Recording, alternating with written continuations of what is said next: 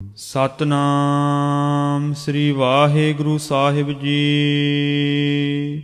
ਨਿਸ਼ਾਨੀ ਛੰਦ।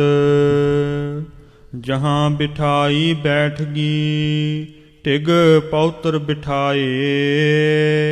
ਤੁਰਕਨ ਕੀ ਪਰ ਕੈਦ ਮਹਿ ਚਿਤਵਤ ਪਛੁਤਾਏ।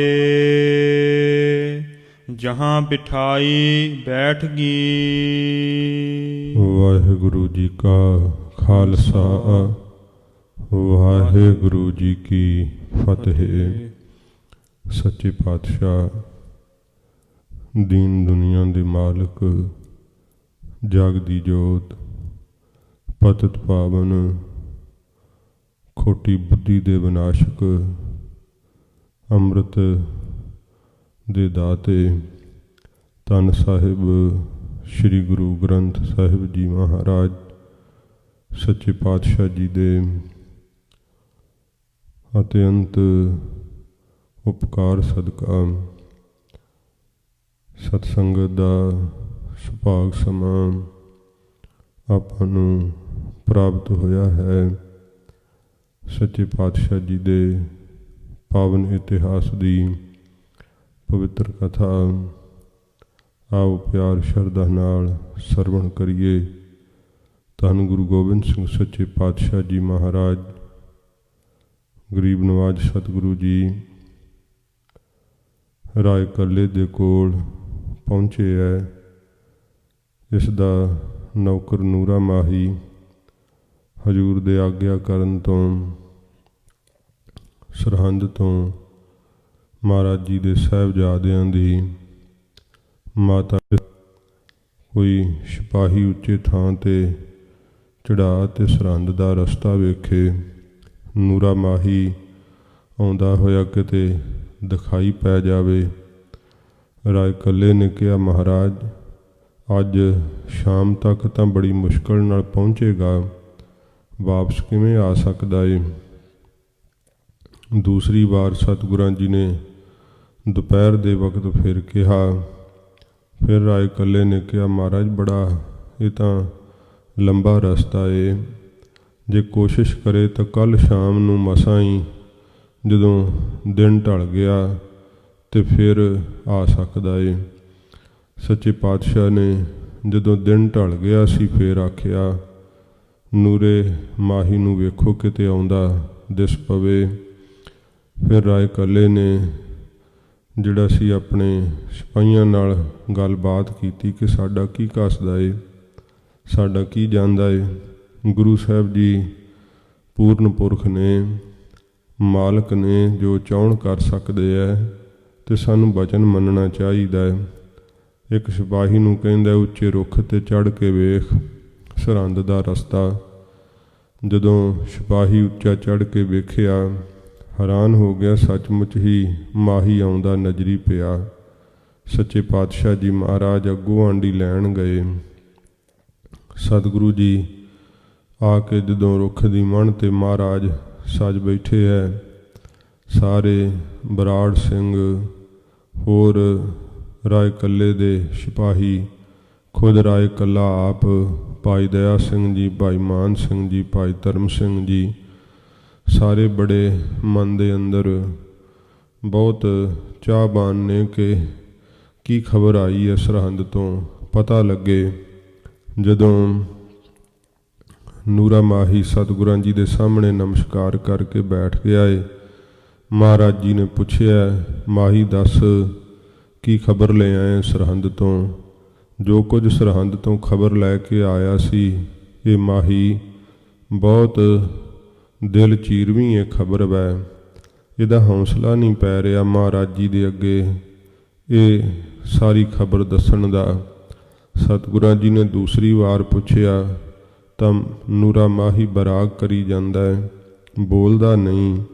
ਸਤਿਗੁਰਾਂ ਜੀ ਨੇ ਫਿਰ ਇਹਨੂੰ ਧਰਵਾਸ ਦੇਣ ਲਈ ਆਖਿਆ ਸੀ, ਮਾਹੀ ਸਾਨੂੰ ਪਤਾ ਹੈ ਸਰਹੰਦ ਵਿੱਚ ਕੀ ਹੋਇਆ ਹੈ, ਦੱਸ ਸਾਡੇ ਸਾਹਿਬਜ਼ਾਦਿਆਂ ਨੇ ਕਿਵੇਂ ਸ਼ਹਾਦਤ ਪ੍ਰਾਪਤ ਕੀਤੀ ਹੈ, ਮਾਤਾ ਜੀ ਕਿਵੇਂ ਸ਼ਹੀਦ ਹੋਏ ਆ, ਦੱਸ। ਨੂਰੇ ਮਾਹੀ ਨੂੰ ਸਤਿਗੁਰਾਂ ਜੀ ਦੇ ਇਹ ਬਚਨ ਕਹਿਣ ਤੋਂ ਕੁਝ ਬੋਲਣ ਵਾਸਤੇ ਫਿਰ ਹੌਸਲਾ ਮਿਲਿਆ। ਸੱਚੇ ਪਾਤਸ਼ਾਹ ਜੀ ਦੇ ਸਾਹਮਣੇ ਮਾਹੀ ਨੇ ਮਾਤਾ ਜੀ ਦੇ ਮੋਰਿੰਡੇ ਦੇ ਹਾਕਮ ਪਾਸ ਕੈਦ ਹੋਣ ਦੀ ਸਾਰੀ ਵਿਥਿਆ ਦੱਸੀ ਅਤੇ ਮੋਰਿੰਡੇ ਦੇ ਹਾਕਮ ਨੇ ਕਿਵੇਂ ਸਰਹੰਦ ਲੈ ਕਰਕੇ ਆਂਦਾ ਏ ਮਾਤਾ ਸਾਹਿਬ ਨੂੰ ਠੰਡੇ ਬੁਰਜ ਦੇ ਅੰਦਰ ਜਿਵੇਂ ਕੈਦ ਪਾ ਦਿੱਤਾ ਏ ਸਰਹੰਦੀ ਸੂਬੇ ਨੇ। ਇੱਥੋਂ ਤੱਕ ਆਪਾਂ ਕੱਲ੍ਹ ਜਿਹੜੀ ਸੀ ਕਥਾ ਸਰਵਣ ਕੀਤੀ ਸੀ।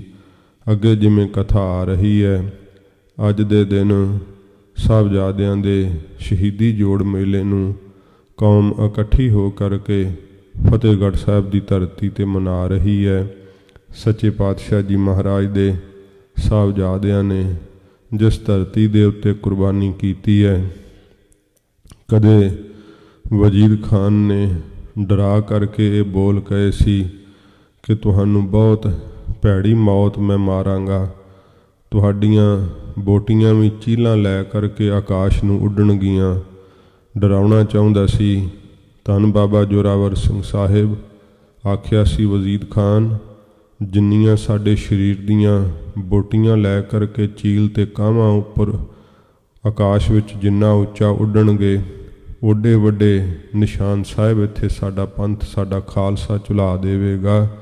ਇਹ ਸਾਡੀ ਕੁਰਬਾਨੀ ਹੋਵੇਗੀ।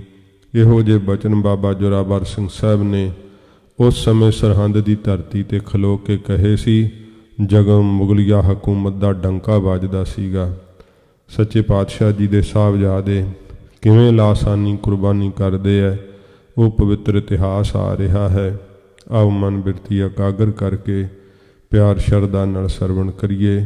ਸੱਚੇ ਪਾਤਸ਼ਾਹ ਜੀ ਦੇ ਪਾਵਨ ਚਰਨਾਂ ਦਾ ਧਿਆਨ ਕਰਦੇ ਹੋਏ ਆਖੋ ਜੀ ਸਤਿਨਾਮ ਸ਼੍ਰੀ ਵਾਹਿਗੁਰੂ ਸਾਹਿਬ ਜੀ। ਸਤਿਨਾਮ ਸ਼੍ਰੀ ਵਾਹਿਗੁਰੂ ਸਾਹਿਬ ਜੀ।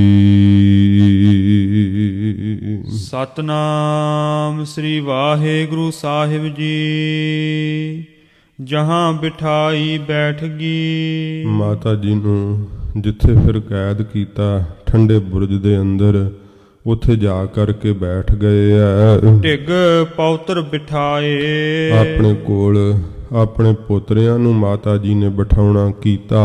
ਤੁਰਕਨ ਕੀ ਪਰ ਕੈਦ ਮਹਿ। ਤੁਰਕਾਂ ਦੀ ਕੈਦ ਦੇ ਅੰਦਰ ਪੈ ਕਰਕੇ ਚਿਤਵਤ ਪਛਤਾਏ। ਚਿੱਤ ਦੇ ਅੰਦਰ ਚਿਤਮਨੀਆਂ ਕਰਦੇ ਐ ਗੁਰੂ ਸਾਹਿਬ ਦੇ ਕਹੇ ਹੋਏ ਬਚਨਾਂ ਨੂੰ, ਤੇ ਮਨ ਦੇ ਅੰਦਰ ਸਤਿਗੁਰਾਂ ਜੀ ਦੇ ਬਚਨ ਨੂੰ ਨਾ ਮੰਨਣ ਕਰਕੇ ਪਛਤਾਵਾ ਵੀ ਕਰਦੇ ਨੇ। ਮਾਤਾ ਜੀ ਕਹਾਂ ਹੋਏਗੀ ਵਾਰਤਾ।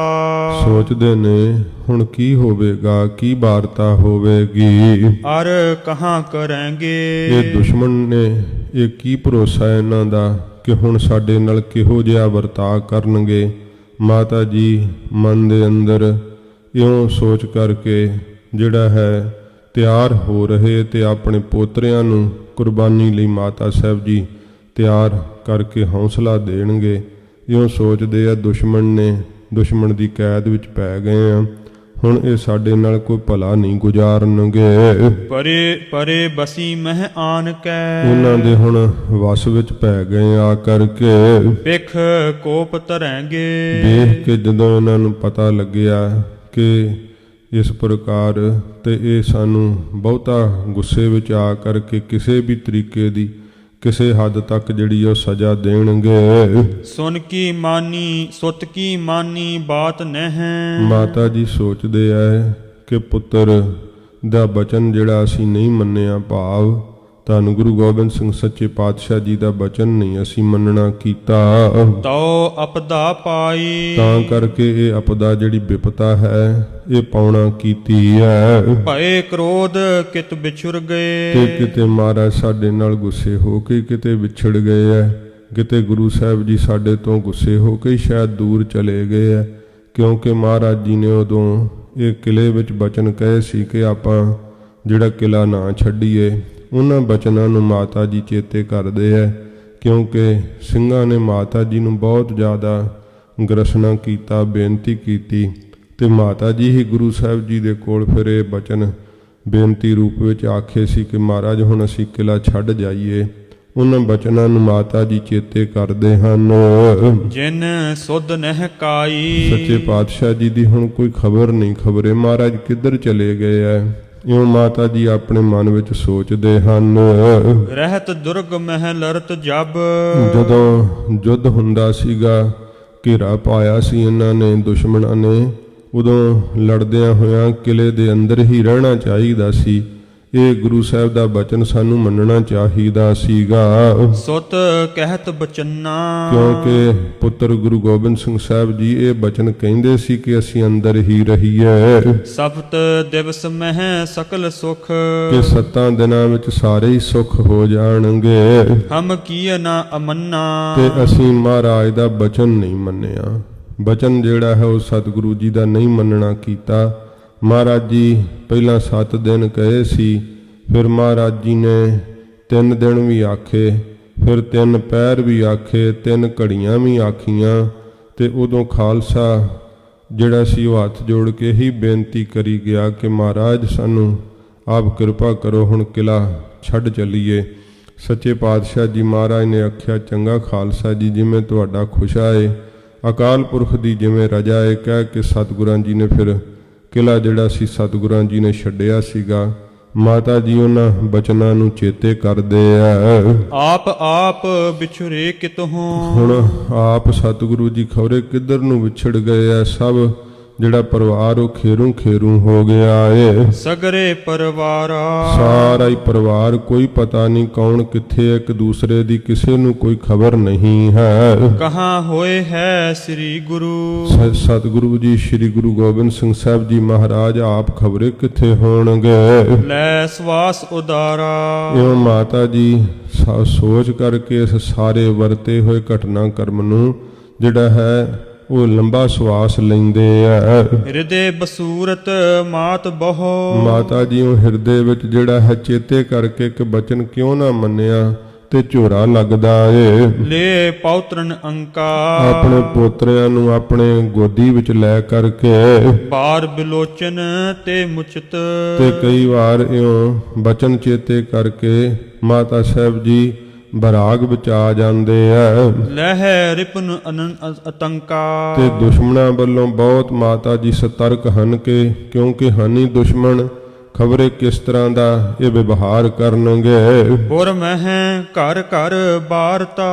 ਤੇ ਪੁਰ ਨਗਰਾਂ ਵਿੱਚ ਘਰ ਘਰ ਦੇ ਅੰਦਰ ਇਹ ਵਾਰਤਾ ਚੱਲ ਰਹੀ ਹੈ। ਪਸਰੀ ਸੁਧ ਸਾਰੇ ਇਹ ਖਬਰ ਫੈਲ ਗਈ ਹੈ ਕਿ ਮਾਤਾ ਸਾਹਿਬ ਜੀ ਨੂੰ ਤੇ ਮਹਾਰਾਜ ਦੇ ਛੋਟੇ ਸਾਹਿਬਜ਼ਾਦਿਆਂ ਨੂੰ ਸਰਹੰਦੀ ਸੂਬੇ ਵਜ਼ੀਰ ਖਾਨ ਨੇ ਠੰਡੇ ਬੁਰਜ ਵਿੱਚ ਕੈਦ ਪਾ ਲਿਆ ਏ। ਆਏ ਹਜ਼ਾਰੋ ਹੇਰ ਤੇ।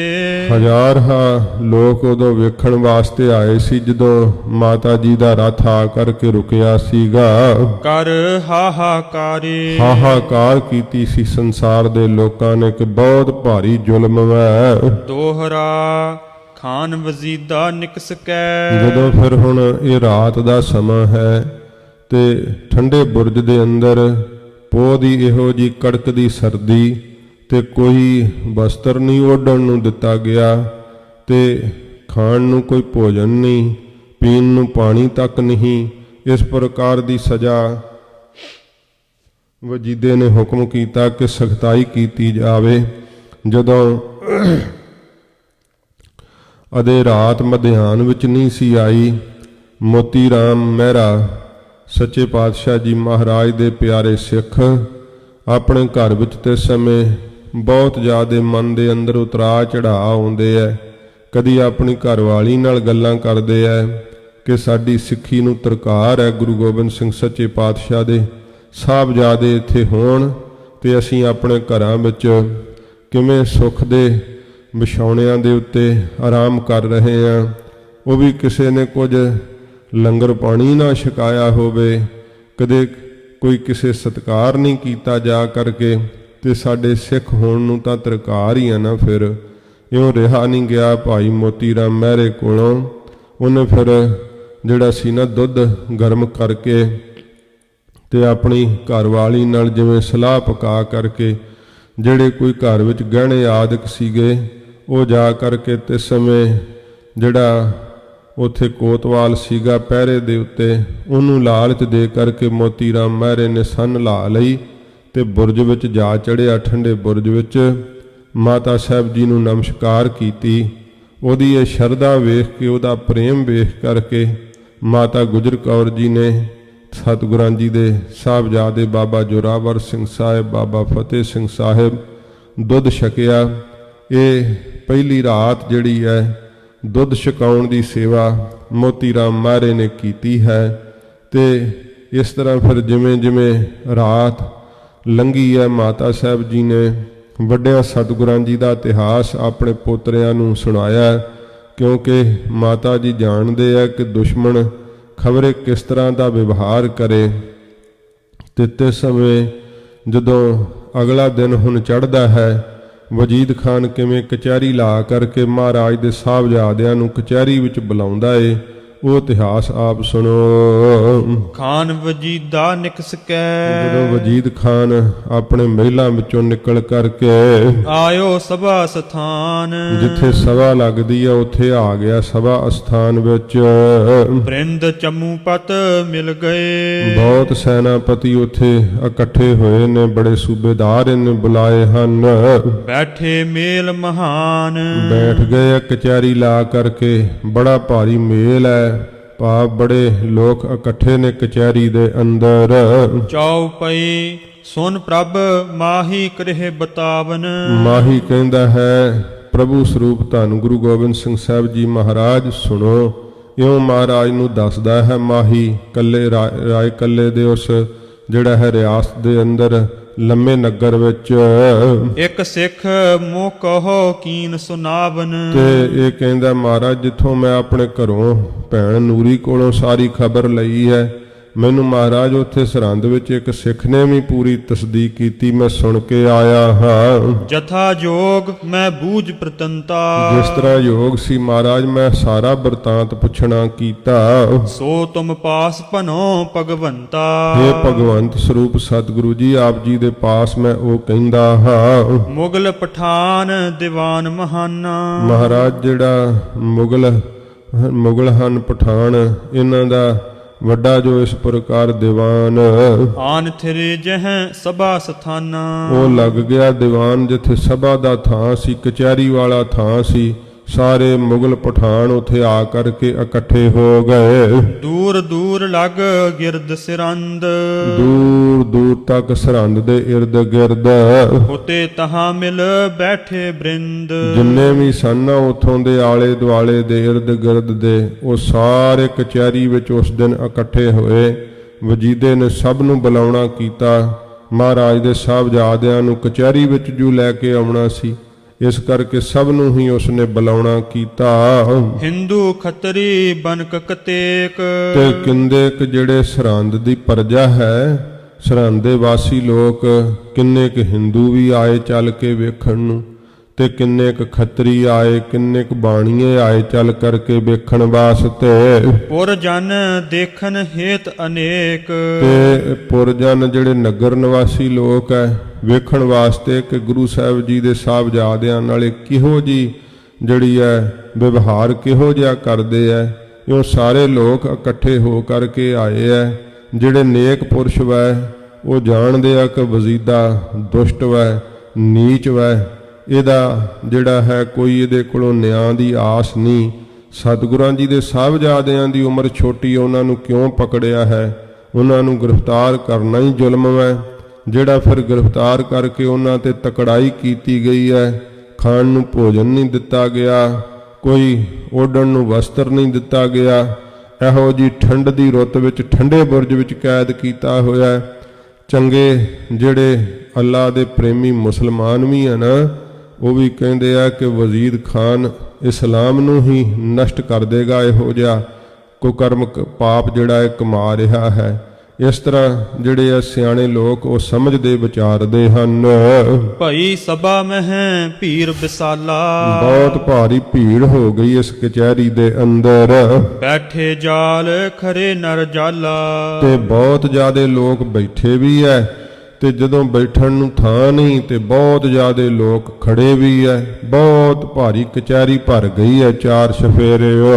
ਰੰਗਰ ਗ੍ਰਾਮ ਮੋਰਡੇ ਬਾਸੀ, ਮਰੰਡੇ ਦਾ ਰਹਿਣ ਵਾਲਾ ਜਿਹੜਾ ਰੰਗੜ ਵੈ, ਜਿਹੜਾ ਉਸ ਸਮੇਂ ਖਲੋਤਾ ਹੈ ਵਜੀਦੇ ਦੇ ਸਾਹਮਣੇ, ਸੋ ਸਰਦਾਰ ਹੁਤੋ ਦਲ ਪਾਸੀ। ਇਹਨੂੰ ਸਰਦਾਰ ਕੀਤਾ ਹੋਇਆ, ਭਾਵ ਮੁਖ ਅਹੁਦਾ ਦਿੱਤਾ ਹੋਇਆ ਸੈਨਾ ਦਾ ਇੱਕ, ਤੇ ਇਹ ਇਹਦੇ ਪਾਸ ਖਲੋਤਾ ਏ। ਤਿਸ ਕੀ ਦਿਸ਼ਾ ਕਰੇ ਤਬ ਨੈਣਾ, ਇਹਦੇ ਵੱਲ ਨੂੰ ਅੱਖਾਂ ਜਿਹੜੀਆਂ ਸੀ ਵਜੀਦੇ ਨੇ ਤੇ ਸਮੇਂ ਕਰਨਾ ਕੀਤੀਆਂ। ਬੋਲਿਓ ਤਬ ਵਜ਼ੀਦ ਖਾਂ ਬੈਨਾ, ਤੇ ਵਜੀਦ ਖਾਨ ਜਿਹੜਾ ਤੇ ਸਮੇਂ ਆਪਣੇ ਮੁਖ ਤੋਂ ਬੋਲਿਆ।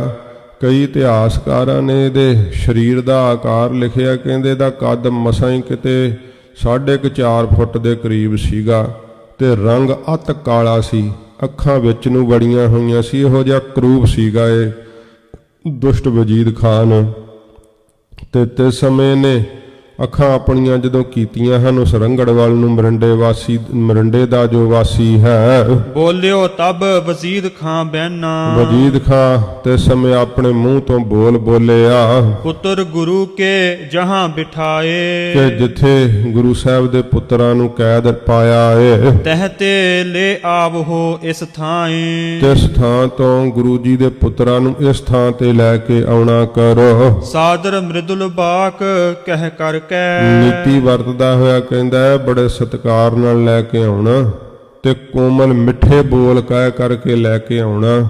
ਜੇ ਮਨ ਦੇ ਅੰਦਰ ਕੋਈ ਦਇਆ ਭਾਵਨਾ ਹੁੰਦੀ ਤੇ ਫਿਰ ਠੰਡੇ ਬੁਰਜ ਵਿੱਚ ਕੈਦ ਕਿਉਂ ਕਰਦਾ। ਨੀਤੀ ਵਰਤ ਰਿਹਾ ਹੈ ਕਿ ਸਾਹਿਬਜ਼ਾਦਿਆਂ ਨੂੰ ਵਰਗਲਾ ਲਵਾਂਗਾ, ਸੋਚਦਾ ਉਮਰ ਛੋਟੀ ਹੈ ਭਰਮਾ ਲਵਾਂਗੇ, ਕਹਿੰਦਾ ਬੜੇ ਪ੍ਰੇਮ ਨਾਲ ਕੋਮਲ ਬੋਲ ਕੇ ਲੈ ਕਰਕੇ ਆਉਣਾ। ਦੇਹੁ ਦਿਲਾਸਾ ਲੇਹੁ ਸਿਦਰ ਕੈ, ਤੇ ਬੜੇ ਸੁਧਾਰ ਕੇ ਚੰਗੀ ਤਰ੍ਹਾਂ ਦਿਲਾਸਾ ਦੇਵੀਂ ਬੱਚਿਆਂ ਨੂੰ। ਮੋਰ ਦੇਸ਼ ਸੁਨ ਕਰ ਤਿਹ ਗਇਓ, ਤੇ ਜਿਹੜਾ ਇਹ ਮੁਰੰਡੇ ਦਾ ਰੰਗੜ ਵੈ ਇਹ ਸੁਣ ਕਰਕੇ ਗਿਆ ਏ। ਦਾਦੀ ਪੌਤਰ ਬਿਲੋਕਤ ਭਇਓ, ਮਾਤਾ ਸਾਹਿਬ ਜੀ ਨੂੰ ਤੇ ਗੁਰੂ ਜੀ ਦੇ ਸਾਹਿਬਜ਼ਾਦਿਆਂ ਨੂੰ ਆ ਕੇ ਵੇਖਿਆ ਇਸਨੇ।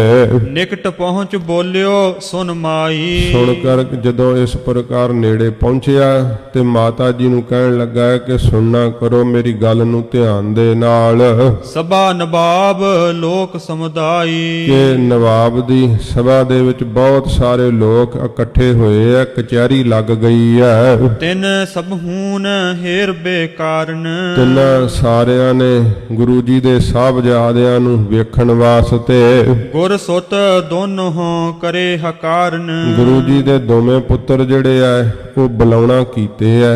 ਇਉਂ ਇਹ ਮੁਰੰਡੇ ਦੇ ਰੰਗੜ ਨੇ ਆ ਕਰਕੇ ਮਾਤਾ ਜੀ ਨੂੰ ਕਿਹਾ ਏ, ਤੇ ਇਸ ਪ੍ਰਕਾਰ ਇਹ ਆ ਕਰਕੇ ਜਦੋਂ ਕਹਿੰਦਾ ਕਿ ਸਭਾ ਲਗਾ ਬੈਠੇ ਆ ਉਹ ਸਾਰੇ, ਕੇਵਲ ਉਹਨਾਂ ਨੇ ਵੇਖਣਾ ਹੀ ਹੈ ਗੁਰੂ ਸਾਹਿਬ ਦੇ ਪੁੱਤਰਾਂ ਨੂੰ, ਤੇ ਉਹ ਬੁਲਾਉਂਦੇ ਹਨ ਕਚਹਿਰੀ ਦੇ ਅੰਦਰ। ਸੁਨਤ ਮਾਤ ਕੰਪਤ ਦੁਖ ਪਾਇਓ, ਸੁਣ ਕੇ ਮਾਤਾ ਜੀ ਨੇ ਬਹੁਤ ਤੇ ਸਮੇਂ, ਕਿਉਂਕਿ ਮਨ ਦੇ ਅੰਦਰ ਇਹ ਖਿਆਲ ਕੀਤਾ ਹੁਣ ਦੁਸ਼ਮਣ ਨੇ ਦੁੱਖ ਪਾਇਆ ਹਿਰਦੇ ਦੇ ਅੰਦਰ ਕਿ ਖਬਰੇ ਕਿਸ ਤਰ੍ਹਾਂ ਹੁਣ ਇਹ ਵਰਤਾਰਾ ਕਰਨਗੇ ਸਾਡੇ ਨਾਲ। ਰੰਗਰ ਸੰਗ ਬਾਕ ਇਮ ਗਾਇਓ, ਤੇ ਰੰਗੜ ਦੇ ਤਾਈ ਮਾਤਾ ਜੀ ਨੇ ਇਸ ਤਰ੍ਹਾਂ ਫਿਰ ਜਿਹੜਾ ਸੀ ਕਹਿਣਾ ਕੀਤਾ। ਰੰਗੜ ਨੂੰ ਕਹਿੰਦੇ ਆ ਕਿ ਤੇਰੇ ਘਰ ਦੇ ਵਿੱਚ ਬੱਚੇ ਨਹੀਂ ਹਨ, ਵੇਖ ਤੇਰਾ ਹਿਰਦਾ ਨਹੀਂ ਦਹਿਲਦਾ।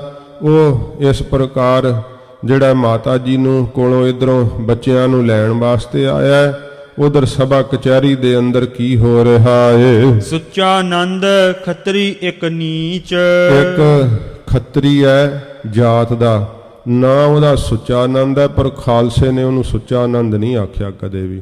ਖਾਲਸੇ ਨੇ ਉਹਨੂੰ ਝੂਠਾ ਆਨੰਦ ਆਖਿਆ। ਇਹ ਨੀਚ ਬਿਰਤੀ ਵਾਲਾ ਹੈ। ਬੈਠਿਓ ਤਹਾਂ ਸਭਾ ਕੇ ਬੀਚ, ਉਹ ਬੈਠਿਆ ਹੋਇਆ ਉੱਥੇ ਸਭਾ ਦੇ ਅੰਦਰ। ਸੁਤਾ ਸੰਬੰਧ ਕਰਤ ਗੁਰ ਘਰ ਮੈਂ, ਤੇ ਆਪਣੀ ਲੜਕੀ ਦਾ ਸੰਬੰਧ ਗੁਰੂ ਘਰ ਵਿੱਚ ਕਰਨਾ ਚਾਹੁੰਦਾ ਸੀਗਾ। ਦਿਓ ਹਟਾਏ ਸੋ ਪ੍ਰਥਮ ਝਗਰ ਮੈਂ, ਤੇ ਸੱਚੇ ਪਾਤਸ਼ਾਹ ਜੀ ਨੇ ਹਟਾ ਦਿੱਤਾ ਸੀ, ਕਿਉਂਕਿ ਮਹਾਰਾਜ ਤਾਂ ਅੰਤਰਜਾਮੀ ਜਾਣਦੇ ਸੀਗੇ ਤੇ ਇਹਨੇ ਬਹੁਤ ਜ਼ਿਆਦਾ ਗੁਰੂ ਘਰ ਨਾਲ ਵੈਰ ਕਮਾਉਣਾ ਕੀਤਾ। ਜਾਂ ਤੇ ਦਵੈਸ਼ ਕਰੈ ਗੁਰ ਸੰਗ। ਇਸ ਕਰਕੇ ਬਾਹਲਾ ਜ਼ਿਆਦੀ ਗੁਰੂ ਘਰ ਦੇ ਨਾਲ ਦਵੈਸ਼ ਕਰਦਾ ਸੀ, ਈਰਖਾ ਕਰਦਾ ਸੀ ਇਹ ਝੂਠਾ ਆਨੰਦ ਖੱਤਰੀ। ਸੁਨਤ ਸਭਾ ਮਹਿ ਕਹਿਓ ਕੁਟੰਗ। ਤੇ ਸੁਣ ਕਰਕੇ ਸਭਾ ਦੇ ਅੰਦਰ ਬੜੇ ਖੋਟੇ ਢੰਗ ਦੇ ਨਾਲ ਕਹਿਣ ਲੱਗਾ, ਪਤਸ਼ਾਹੀ ਲਸ਼ਕਰ ਗਨਗਾਰਾ। ਕਹਿਣ ਲੱਗਾ ਬੜਾ ਪਾਤਸ਼ਾਹ ਦਾ ਵੱਡਾ ਲਾਹੋ ਲਸ਼ਕਰ ਗਾਲ ਦਿੱਤਾ, ਭਾਵ ਮਾਰ ਦਿੱਤਾ ਏ। ਨਹਿ ਪੌਤਰਨ ਤਬ ਪਿਆਰ ਵਿਚਾਰਾ। ਤੇ ਉਦੋਂ ਜਿਹੜਾ ਹੈ ਕਿਉਂਕਿ ਉਹਨ ਆ ਕੇ ਦੱਸਿਆ ਨਾ ਫਿਰ ਰੰਗੜ ਨੇ ਕਿ ਮਾਤਾ ਜੀ ਜਿਹੜਾ ਉਹ ਪੋਤਰਿਆਂ ਨੂੰ ਨਹੀਂ ਭੇਜਦੇ, ਤੇ ਉਹ ਕਹਿਣ ਲੱਗੇ ਕਿ ਮੈਂ ਨਹੀਂ ਆਪਣੇ ਪੁੱਤਰਾਂ ਨੂੰ ਭੇਜਣਾ ਹੈ ਪੋਤਰਿਆਂ ਨੂੰ। ਤੇ ਇਹ ਜਿਹੜਾ ਝੂਠਾ ਆਨੰਦ ਹੈ ਫਿਰ ਬੜੇ ਨੀਚ ਬਿਰਤੀ ਨਾਲ ਬੋਲਿਆ, ਕਹਿੰਦਾ ਜਦੋਂ ਇੰਨੀ ਸੈਨਾ ਖਪਾਤੀ ਉਦੋਂ ਨਹੀਂ ਵਿਚਾਰਿਆ ਕਿ ਪੋਤਰਿਆਂ ਦਾ ਪਿਆਰ ਹੈ, ਤੇ ਹੁਣ ਇਸ ਤਰ੍ਹਾਂ ਜਿਹੜਾ ਹੈ ਕਹਿੰਦਾ ਕਿਉਂ ਛੱਡ ਦਈਏ। ਅਬ ਕਰ ਤਰਾਸ ਕਹਿ ਇਹ ਪਾਰਕ। ਤੇ ਹੁਣ ਡਰ ਧਾਰ ਕਰਕੇ ਕਹਿੰਦੇ ਆ ਕਿ ਮੈਂ ਪੁੱਤਰ ਭੇਜਣੇ ਨਹੀਂ ਹਨ। ਗੁਰ ਕੇ ਪੁੱਤਰ ਵਿਦਤ ਏ ਬਾਰਕ। ਤੇ ਪ੍ਰਗਟ ਹੈ ਗੁਰੂ ਸਾਹਿਬ ਦੇ ਪੁੱਤਰ ਇੱਥੇ ਕਚਹਿਰੀ ਵਿੱਚ ਲਿਆਏ ਜਾਣਗੇ। ਕਚਹਿਰੀ ਨਵਾਬ ਜੀ ਦੀ ਲੱਗ ਗਈ ਹੈ, ਇਉਂ ਕਹਿੰਦਾ ਹੈ ਇਹ ਦੁਸ਼ਟ। ਖਾਨ ਵਜ਼ੀਦ ਕਹਿਓ ਅਬ ਜਾਓ। ਤੇ ਵਜੀਦ ਖਾਨ ਫਿਰ ਕਹਿਣ ਲੱਗਾ ਬਈ ਜਾਓ, ਇਸ ਤਰ੍ਹਾਂ ਜਿਹੜਾ ਹੈ ਫਿਰ ਜਾਣਾ ਕਰ। ਦੋਨੋਂ ਗੁਰ ਨੰਦਨ ਕੋ ਲਿਆਓ। ਦੋਵੇਂ ਗੁਰੂ ਜੀ ਦੇ ਪੁੱਤਰਾਂ ਨੂੰ ਲੈ ਕਰਕੇ ਆਉਣਾ ਕਰੋ। ਮਾਤਾ ਸੰਗ ਕਹੋ ਸਮਝਾਏ। ਮਾਤਾ ਨੂੰ ਚੰਗੀ ਤਰ੍ਹਾਂ ਜਾ ਕਰਕੇ ਮਾਤਾ ਨੂੰ ਸਮਝਾਉਣਾ ਕਰੋ। ਹੇਤ ਬਿਲੋਕਨ ਸਭਾ ਬੁਲਾਏ। ਕਿ ਕੇਵਲ ਵੇਖਣ ਵਾਸਤੇ ਹੀ ਸਭਾ ਦੇ ਅੰਦਰ ਬੁਲਾਉਂਦੇ ਹਨ, ਅਪਰ ਬਾਤ ਕੁਛ ਕਰੈ ਨ ਕੋਈ। ਕਿ ਕੋਈ ਹੋਰ ਕਿਸੇ ਪ੍ਰਕਾਰ ਦੀ ਕੋਈ ਗੱਲ ਨਹੀਂ ਕਰੇਗਾ। ਤੁਝ ਢਿਕ ਹੀ ਪਹੁੰਚਾਵੇ ਦੋਈ। ਤੇ ਤੁਹਾਡੇ ਕੋਲ ਹੀ ਦੋਵਾਂ ਨੂੰ ਪਹੁੰਚਾ ਦੇਵਾਂਗੇ। ਮੋਰ ਦੇਸ਼ ਰੰਗਰ ਪੁਨ ਆਇਓ। ਫਿਰ ਇਹ ਮੁਰੰਡੇ ਦਾ ਰੰਗੜ ਜਿਹੜਾ ਚੱਲ ਕਰਕੇ ਆਇਆ। ਨਿਕਟ ਮਾਤ ਕੇ ਹੋਏ ਅਲਾਇਓ। ਮਾਤਾ ਜੀ ਦੇ ਕੋਲ ਹੋ ਕਰਕੇ ਫਿਰ ਇਹ ਕਹਿਣ ਲੱਗਾ ਪਿਖੇ ਨਵਾਬ ਪਠਾਵੈ ਫੇਰ। ਕਿ ਮਾਤਾ ਜੀ ਨਵਾਬ ਕਹਿੰਦਾ ਇੱਕ ਵਾਰ ਅਸੀਂ ਵੇਖਣਾ ਹੈ ਗੁਰੂ ਜੀ ਦੇ ਪੁੱਤਰਾਂ ਨੂੰ ਤੇ ਫਿਰ ਵਾਪਸ ਭੇਜ ਦਿਆਂਗੇ। ਚਾਹਤ ਸਭਾ ਵਿਖੇ ਇੱਕ ਵੇਰ। ਇੱਕ ਵਾਰ ਕਚਹਿਰੀ ਵਿੱਚ ਬੁਲਾਉਣਾ ਚਾਹੁੰਦੇ ਨੇ। ਜੁਗ ਪੌਤਰੇ ਜੁਗ ਜਾਨੂ ਪਰਥਿਰ। ਦੋਵੇਂ ਮਾਤਾ ਸਾਹਿਬ ਜੀ ਨੇ ਪੋਤਰੇ ਬਾਬਾ ਜੋਰਾਵਰ ਸਿੰਘ ਸਾਹਿਬ ਤੇ ਬਾਬਾ ਫਤਿਹ ਸਿੰਘ ਸਾਹਿਬ ਜੀ ਨੂੰ ਆਪਣੇ ਜਾਨੂ ਗੋਡਿਆਂ ਤੇ, ਇੱਕ ਮਾਤਾ ਜੀ ਦੇ ਗੋਡੇ ਦੇ ਉੱਤੇ ਬਾਬਾ ਫਤਿਹ ਸਿੰਘ ਸਾਹਿਬ ਜੀ ਬੈਠੇ ਹੋਏ ਆ, ਦੂਸਰੇ ਗੋਡੇ ਦੇ ਉੱਤੇ ਬਾਬਾ ਜੋਰਾਵਰ ਸਿੰਘ ਸਾਹਿਬ ਜੀ ਬੈਠੇ ਹੋਏ ਆ। ਨਿਜ ਪਟ ਤੇ ਆਛਾਦਾਨ ਤਿਨ ਕਰ। ਤੇ ਨਿਜ ਪਟ ਤੇ ਆਛਾਦਨ ਤਿਨ ਕਰ। ਆਛਾਦਨ ਹੁੰਦਾ ਢੱਕਣਾ। ਜਿਹੜਾ ਮਾਤਾ ਸਾਹਿਬ ਜੀ ਦੇ ਉੱਤੇ ਲਿਆ ਹੋਇਆ ਵਸਤਰ ਹੈ ਨਾ, ਉਸ ਵਸਤਰ ਦੇ ਨਾਲ ਮਾਤਾ ਜੀ ਨੇ ਆਪਣੇ ਦੋਵਾਂ ਪੋਤਰਿਆਂ ਨੂੰ ਆਪਣੀ ਬੁੱਕਲ ਵਿੱਚ ਲੁਕਾਇਆ ਹੋਇਆ ਏ। ਬੈਠੀ ਹੁਤੀ ਮਾਤ ਬਹੁ ਨੇਹੂ। ਤੇ ਬਹੁਤ ਨੇਹ ਕਰਦੇ ਹੋਏ, ਪਿਆਰ ਕਰਦੇ ਹੋਏ ਆਪਣੇ ਪੋਤਰਿਆਂ ਨੂੰ ਆਪਣੀ ਬੁੱਕਲ ਵਿੱਚ ਲੈ ਕੇ ਮਾਤਾ ਜੀ ਬੈਠੇ ਹੋਏ ਆ। ਬਾਰ ਬਿਲੋਚਨ ਬਹਿਓ ਅਛੇਹੂ। ਤੇ ਇਉਂ ਨੇਤਰਾਂ ਵਿੱਚ ਬੈਰਾਗ ਹੈ, ਕਿਉਂਕਿ ਉਮਰ ਛੋਟੀ ਹੈ ਨਾ ਸਾਹਿਬਜ਼ਾਦਿਆਂ ਦੀ। ਇਉਂ ਮਾਤਾ ਸਾਹਿਬ ਜੀ ਆਪਣੇ ਮਨ ਵਿੱਚ ਵਿਚਾਰਦੇ ਪੋਤਰਿਆਂ ਨੂੰ ਆਪਣੀ ਗੋਦ ਵਿੱਚ ਲੁਕਾਇਆ ਹੋਇਆ ਏ। ਤਬ ਜੋਰਾਵਰ ਸਿੰਘ ਹੋਏ ਸਵਧਾਨ। ਤੇ ਸੱਚੇ ਪਾਤਸ਼ਾਹ ਜੀ ਦੇ ਸਾਹਿਬਜ਼ਾਦਿਆਂ ਦੀ ਵੇਖੋ ਬਹਾਦਰੀ। ਤਦੋਂ ਬਾਬਾ ਜੋਰਾਵਰ ਸਿੰਘ ਸਾਹਿਬ ਜੀ ਸਾਵਧਾਨ ਹੋ ਕਰਕੇ ਦਾਦੀ ਪਟ ਕੋ ਗਹਿ ਨਿਜ ਪਾਨ। ਤੇ ਆਪਣੇ ਹੱਥਾਂ ਨਾਲ ਆਪਣੀ ਦਾਦੀ ਮਾਤਾ ਜੀ ਦਾ ਵਸਤਰ ਜਿਹੜਾ ਸੀ ਨਾ, ਤੇ ਸਮੇਂ ਹਟਾ ਕਰਕੇ ਜੋਰਾਵਰ ਸਿੰਘ ਸਾਹਿਬ ਜੀ ਦਾਦੀ ਮਾਂ ਦੀ ਗੋਦ ਵਿੱਚੋਂ ਉੱਠੇ ਆ। ਨਿਜ ਉਪਰ ਤੇ ਕਰਿਓ ਉਤਾਰਨ। ਆਪਣੇ ਉੱਤਰੋਂ ਜਿਹੜਾ ਵਸਤਰ ਸੀ ਮਾਤਾ ਜੀ ਨੇ ਜਿਹਦੇ ਨਾਲ ਬਾਬਾ ਜੋਰਾਵਰ ਸਿੰਘ ਸਾਹਿਬ ਨੂੰ ਢੱਕਿਆ ਹੋਇਆ, ਉਹ ਆਪਣੇ ਉੱਤੋਂ ਬਾਬਾ ਜੋਰਾਵਰ ਸਿੰਘ ਸਾਹਿਬ ਨੇ ਵਸਤਰ ਲਾ ਦਿੱਤਾ। ਉਠ ਠਾਂਡੇ ਹੋਏ ਕੀਨ ਉਚਾਰਨ। ਉੱਠ ਕਰਕੇ ਖੜੇ ਹੋ ਗਏ ਤੇ ਆਪਣੇ ਮੁਖ ਤੋਂ ਮਾਤਾ ਜੀ ਨੂੰ ਕਹਿਣ ਲੱਗੇ, ਕਿਉਂ ਦਾਦੀ ਤੂੰ ਕਰਹਿ ਬਿਖਾਦਾ। ਆਪਣੇ ਦਾਦੀ ਮਾਤਾ ਦੇ ਮੁਖ ਦੇ ਉੱਤੇ ਹੱਥ ਫੇਰਦਿਆਂ ਹੋਇਆਂ ਬਾਬਾ ਜੋਰਾਵਰ ਸਿੰਘ ਸਾਹਿਬ, ਇੰਨੀ ਛੋਟੀ ਆਜੂ ਹੈ। ਕਿਹਾ ਦਾਦੀ ਮਾਂ ਤੂੰ ਸਾਡੇ ਵਾਸਤੇ ਇੰਨੀ ਡਢਾਲ ਕਿਉਂ ਹੋ ਗਈ ਹੈ? ਕਿਉਂ ਸਾਡੇ ਵਾਸਤੇ ਇਸ ਪ੍ਰਕਾਰ ਤੂੰ ਆਪਣੀ ਇਹ ਹਾਲਤ ਕੀਤੀ ਹੈ। ਤੁਰਕਨ ਸੰਗ ਸਦਾ ਹਮ ਬਾਦਾ, ਤੇ ਸਾਡਾ ਵੈਰ ਤਾਂ ਜ਼ਾਲਮਾਂ ਨਾਲ ਸ਼ੁਰੂ ਤੋਂ ਹੀ ਆ, ਤੁਰਕਾਂ ਦੇ ਨਾਲ। ਅਬ ਨਹਿ ਜਾਹੇ ਕਹਾਂ ਬਨ ਆਵੈ, ਤੇ ਜੇ ਹੁਣ ਨਾ ਜਾਵਾਂਗੇ ਕਚਹਿਰੀ ਵਿੱਚ ਤੇ ਇਹ ਗੱਲ ਫਿਰ ਚੰਗੀ ਨਹੀਂ ਬਣ ਆਵੇਗੀ। ਜਾਂ ਤੇ ਉਚਿਤ ਸਭਾ ਮਹਿ ਜਾਵੈ, ਇਸ ਕਰਕੇ ਉਚਿਤ ਯੋਗ ਹੈ ਹੁਣ ਕਚਹਿਰੀ ਵਿੱਚ ਚੱਲ ਕਰਕੇ ਸਾਨੂੰ ਜਾਣਾ ਚਾਹੀਦਾ ਏ। ਫਤਿਹ ਸਿੰਘ ਕੋ ਲੈ ਕਰ ਸਾਥ, ਬਾਬਾ ਜੋਰਾਵਰ ਸਿੰਘ ਸਾਹਿਬ ਨੇ ਫਤਿਹ ਸਿੰਘ ਸਾਹਿਬ ਜੀ ਦੇ ਨੇਤਰਾਂ ਵੱਲ ਵੇਖਿਆ, ਹੱਥ ਅੱਗੇ ਵਧਾਇਆ ਤੇ ਬਾਬਾ ਫਤਿਹ ਸਿੰਘ ਸਾਹਿਬ ਨੂੰ ਆਪਣੇ ਨਾਲ ਲੈ ਕਰਕੇ ਚੱਲੇ ਗੁਰੂ ਸੁਤ ਜਿਮ ਨਿਸਥਾਨ, ਤੇ ਸਮੇਂ ਜਿਵੇਂ ਠੀਕ ਪਾਠ ਵੇਖ ਕੇ ਪੜੋ। ਚੱਲੇ ਗੁਰੂ ਸੁਤ ਜਿਮ ਨਿਸਨਾਥ, ਜਿਵੇਂ ਰਾਤ ਦਾ ਨਾਥ ਕੌਣ ਹੁੰਦਾ? ਚੰਦਰਮਾ। ਜਿਵੇਂ ਚੰਦਰਮਾ ਇੰਨਾ ਸੁੰਦਰ ਵੈ ਨਾ, ਸੁੰਦਰਤਾਈ ਤੋਂ ਅਲੰਕਾਰ ਲੈਂਦੇ ਆ ਕਵਿਰਾਜ, ਕਹਿੰਦੇ ਚੰਦਰਮਾ ਵਰਗੇ ਮੁਖ ਸੁੰਦਰ, ਇਵੇਂ ਸੱਚੇ ਪਾਤਸ਼ਾਹ ਦੇ ਸਾਹਿਬਜ਼ਾਦੇ ਜਦੋਂ ਠੰਡੇ ਬੁਰਜ ਵਿੱਚੋਂ ਤੁਰੇ ਆ, ਜਾਣੋ ਕਿ ਮੌਤ ਨੂੰ ਵੀ ਕੰਬਣੀ ਛੇੜ ਦਿੱਤੀ, ਐਡੀ ਦਲੇਰੀ ਨਾਲ ਤੁਰੇ ਆ ਮਾਤਾ ਜੀ ਦੇ ਕੋਲੋਂ, ਆਸ਼ੀਰਵਾਦ ਲੈ ਕਰਕੇ ਤੁਰੇ ਆ। ਕਿਹਾ ਮਾਤਾ ਜੀ ਇਹ ਗੱਲ ਠੀਕ ਨਹੀਂ, ਜੇ ਹੁਣ ਕਚਹਿਰੀ ਵਿੱਚ ਨਾ ਜਾਵਾਂਗੇ। ਤਾਂ ਬੜੀ ਦਲੇਰੀ ਨਾਲ ਬਾਬਾ ਜੋਰਾਵਰ ਸਿੰਘ ਸਾਹਿਬ ਜੀ ਨੇ ਕਿਹਾ, ਇਉਂ ਮਾਤਾ ਜੀ ਦੇ ਕੋਲੋਂ ਵਿਦਾ ਹੋ ਕਰਕੇ ਤੁਰੇ ਹਨ। ਸੁੰਦਰ ਬਦਨ ਮਿਰਦੁਲ ਜਿਨ ਅੰਗ, ਸਾਰੇ ਕੋਮਲ ਅੰਗ ਨੇ, ਬਦਨ ਮੁਖ ਬਹੁਤ ਹੀ ਜ਼ਿਆਦਾ ਸੁੰਦਰ ਵੈ, ਇਉਂ ਡਲਕੂ ਡਲਕੂ ਕਰਦੇ ਨੇਤਰ ਹਨ, ਮਸਤਕ ਦੇ ਉੱਤੋਂ ਤੇਜ ਪ੍ਰਤਾਪ ਦਗਦਾ ਏ। ਚਪਲ ਬਿਲੋਚਨ ਚਾਰੂ ਰੰਗ, ਬਹੁਤ ਸੁੰਦਰ ਰੰਗ ਹੈ ਸਰੀਰ ਦਾ, ਨੇਤਰ ਬਹੁਤ ਹੀ ਜਿਹੜੇ ਆ ਸੁੰਦਰ ਲੱਗਦੇ ਨੇ। ਸੰਮਤ ਅਲਪ ਬੈਸ ਹੈ ਜਿਨ ਕੀ, ਜਿਨ੍ਹਾਂ ਦੀ ਬਹੁਤ ਛੋਟੀ ਆਜੂ ਹੈ। ਇਉਂ ਇਤਿਹਾਸਕਾਰਾਂ ਨੇ ਬਾਬਾ ਜੋਰਾਵਰ ਸਿੰਘ ਸਾਹਿਬ ਜੀ ਦੀ ਉਮਰ 9 ਸਾਲ ਦੀ ਤੇ ਬਾਬਾ ਫਤਿਹ ਸਿੰਘ ਸਾਹਿਬ ਜੀ ਦੀ ਆਜੂ 7 ਸਾਲ ਦੀ ਕਹੀ ਹੈ। ਇੱਕ ਦੋ ਇਤਿਹਾਸਕਾਰਾਂ ਨੇ ਬਾਬਾ ਫਤਿਹ ਸਿੰਘ ਸਾਹਿਬ ਦੀ ਉਮਰ 5 ਸਾਲ ਦੀ ਤੇ ਬਾਬਾ ਜੋਰਾਵਰ ਸਿੰਘ ਸਾਹਿਬ ਦੀ 7 ਸਾਲ ਦੀ ਵੀ ਜ਼ਿਕਰ ਕੀਤਾ ਹੈ। ਫਿਰ ਵੀ ਬਹੁਤ ਛੋਟੀ ਉਮਰ ਹੈ। ਜੇ 9 ਤੇ 7 ਸਾਲ ਦੀ ਵੀ ਲਾਈਏ ਤਾਂ ਬੜੀ ਵੇਖੀਏ ਛੋਟੇ ਬੱਚਿਆਂ ਨੂੰ 7 ਸਾਲ ਦੀ ਉਮਰ ਵਿੱਚ ਬੱਚੇ ਜਿਹੜੇ ਆ ਉਹਨਾਂ ਨੂੰ ਕਿੰਨੀ ਕੁ ਸੋਝੀ ਹੁੰਦੀ ਹੈ, ਕਿਸ ਪ੍ਰਕਾਰ ਦਾ ਉਹ ਆਪਣਾ ਜੀਵਨ ਜਿਹੜਾ ਉਹ ਜਿਉਂਦੇ ਆ, ਕਿਸ ਤਰ੍ਹਾਂ ਆਪਣੇ ਸਰੀਰ ਦੀ ਸੰਭਾਲ ਕਰਦੇ, ਆਲੇ ਦੁਆਲੇ ਦਾ ਉਹਨਾਂ ਨੂੰ ਕਿੰਨਾ ਕੁ ਗਿਆਨ ਹੁੰਦਾ ਹੈ।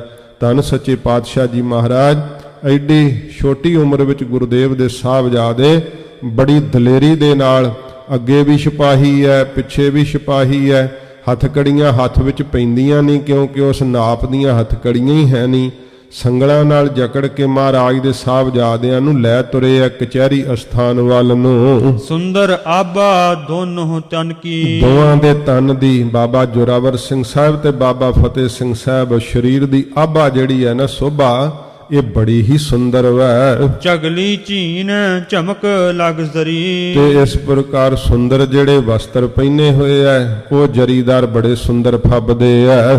ਅੰਗ ਵਿਭੂਖਨ ਬਿਨ ਦੁੱਤ ਖਰੀ, ਤੇ ਅੰਗਾਂ ਤੇ ਭਾਵੇਂ ਜਿਹੜੇ ਆ ਉਹ ਗਹਿਣੇ ਨਹੀਂ ਪਹਿਨੇ ਹੋਏ, ਭਾਵੇਂ ਤਾਂ ਵੀ ਦੁੱਤ ਸੋਭਾ ਬਹੁਤੀ ਜ਼ਿਆਦੀ ਪ੍ਰਗਟ ਹੋ ਰਹੀ ਐ। ਗਮਨੇ ਦੋਨੋਂ ਵੀਰ ਅਗਾਰੀ, ਦੋਵੇਂ ਸੂਰ ਵੀਰ ਐਵੇਂ ਚੱਲ ਪਏ ਅੱਗੇ ਇਹਨੂੰ। ਰੰਗਰ ਚਾਲਿਓ ਤਿਨਹੁ ਪਿਛਾਰੀ, ਤੇ ਰੰਗੜ ਆਪ ਜਿਹੜਾ ਹੈ ਮੁਰੰਡੇ ਵਾਲਾ ਇਹ ਪਿੱਛੇ ਪਿੱਛੇ ਚੱਲ ਰਿਹਾ, ਅੱਗੇ ਕੁਝ ਸਿਪਾਹੀ ਚੱਲ ਰਹੇ ਐ, ਫਿਰ ਸਾਹਿਬਜ਼ਾਦੇ ਚੱਲ ਰਹੇ ਹਨ, ਪਿੱਛੇ ਸਿਪਾਹੀਆਂ ਸਮੇਤ ਰੰਗੜ ਤੁਰ ਰਿਹਾ ਏ। ਸਭਾ ਸਮੀਪ ਪਹੁੰਚੇ ਜਾਈ, ਜਦੋਂ ਸਭਾ ਦੇ ਨੇੜੇ ਪਹੁੰਚੇ ਜਾ ਕਰਕੇ ਵੇਖੋ ਇੱਥੇ ਫਿਰ ਅੱਗੇ ਛੜਯੰਤਰ ਰਚਿਆ ਹੈ।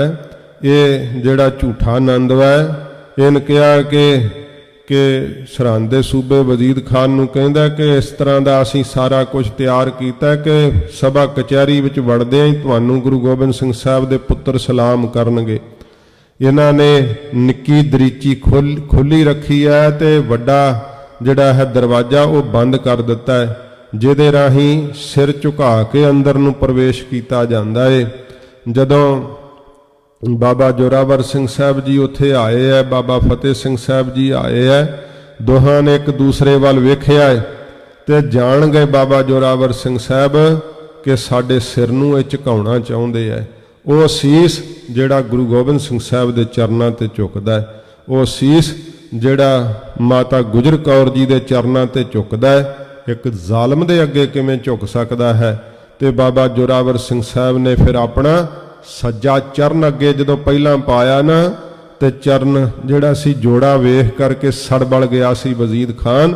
ਆਪਣੇ ਪੈਰ ਪਹਿਲਾਂ ਅੱਗੇ ਨੂੰ ਪਾ ਕਰਕੇ ਸਾਹਿਬਜ਼ਾਦੇ ਉਸ ਦਰੀਚੀ ਰਾਹੀਂ ਅੰਦਰ ਪ੍ਰਵੇਸ਼ ਕੀਤੇ।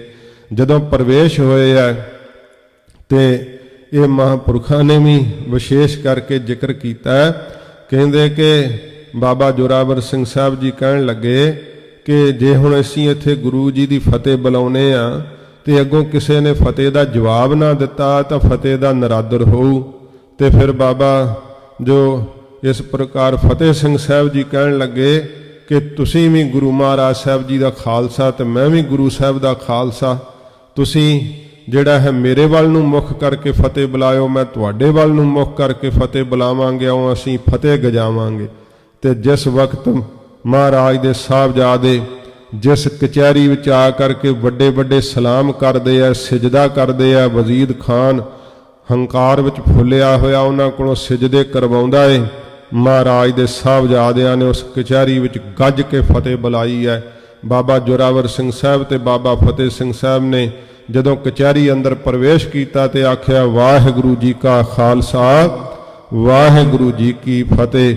ਇਹ ਫਤਿਹ ਦਾ ਇੱਕ ਵਾਰੀ ਜਕਾਰਾ ਜਿਹੜਾ ਉਹ ਗੂੰਜਿਆ ਉਸ ਕਚਹਿਰੀ ਦੇ ਅੰਦਰ, ਜਿਹਦੀ ਕਿ ਇਹਨਾਂ ਨੇ ਆਪਣੇ ਸੁਪਨੇ ਵਿੱਚ ਵੀ ਕੋਈ ਉਮੀਦ ਨਹੀਂ ਸੀ, ਸੋਚਿਆ ਨਹੀਂ ਸੀਗਾ ਕਿ ਇੱਥੇ ਸਰਹੰਦ ਦੇ ਅੰਦਰ ਆ ਕਰਕੇ ਵਜ਼ੀਰ ਖਾਨ ਦੀ ਕਚਹਿਰੀ ਵਿੱਚ ਕੋਈ ਫਤਿਹ ਬੁਲਾ ਸਕਦਾ ਹੈ। ਧੰਨ ਗੁਰੂ ਗੋਬਿੰਦ ਸਿੰਘ ਸਾਹਿਬ ਦੇ ਸਾਹਿਬਜ਼ਾਦੇ ਹੀ ਬੁਲਾ ਸਕਦੇ ਆ। ਇਉਂ ਸਾਹਿਬਜ਼ਾਦਿਆਂ ਨੇ ਫਤਿਹ ਗਜਾਈ ਹੈ ਕਚਹਿਰੀ ਵਿੱਚ ਪਹੁੰਚ ਕਰਕੇ।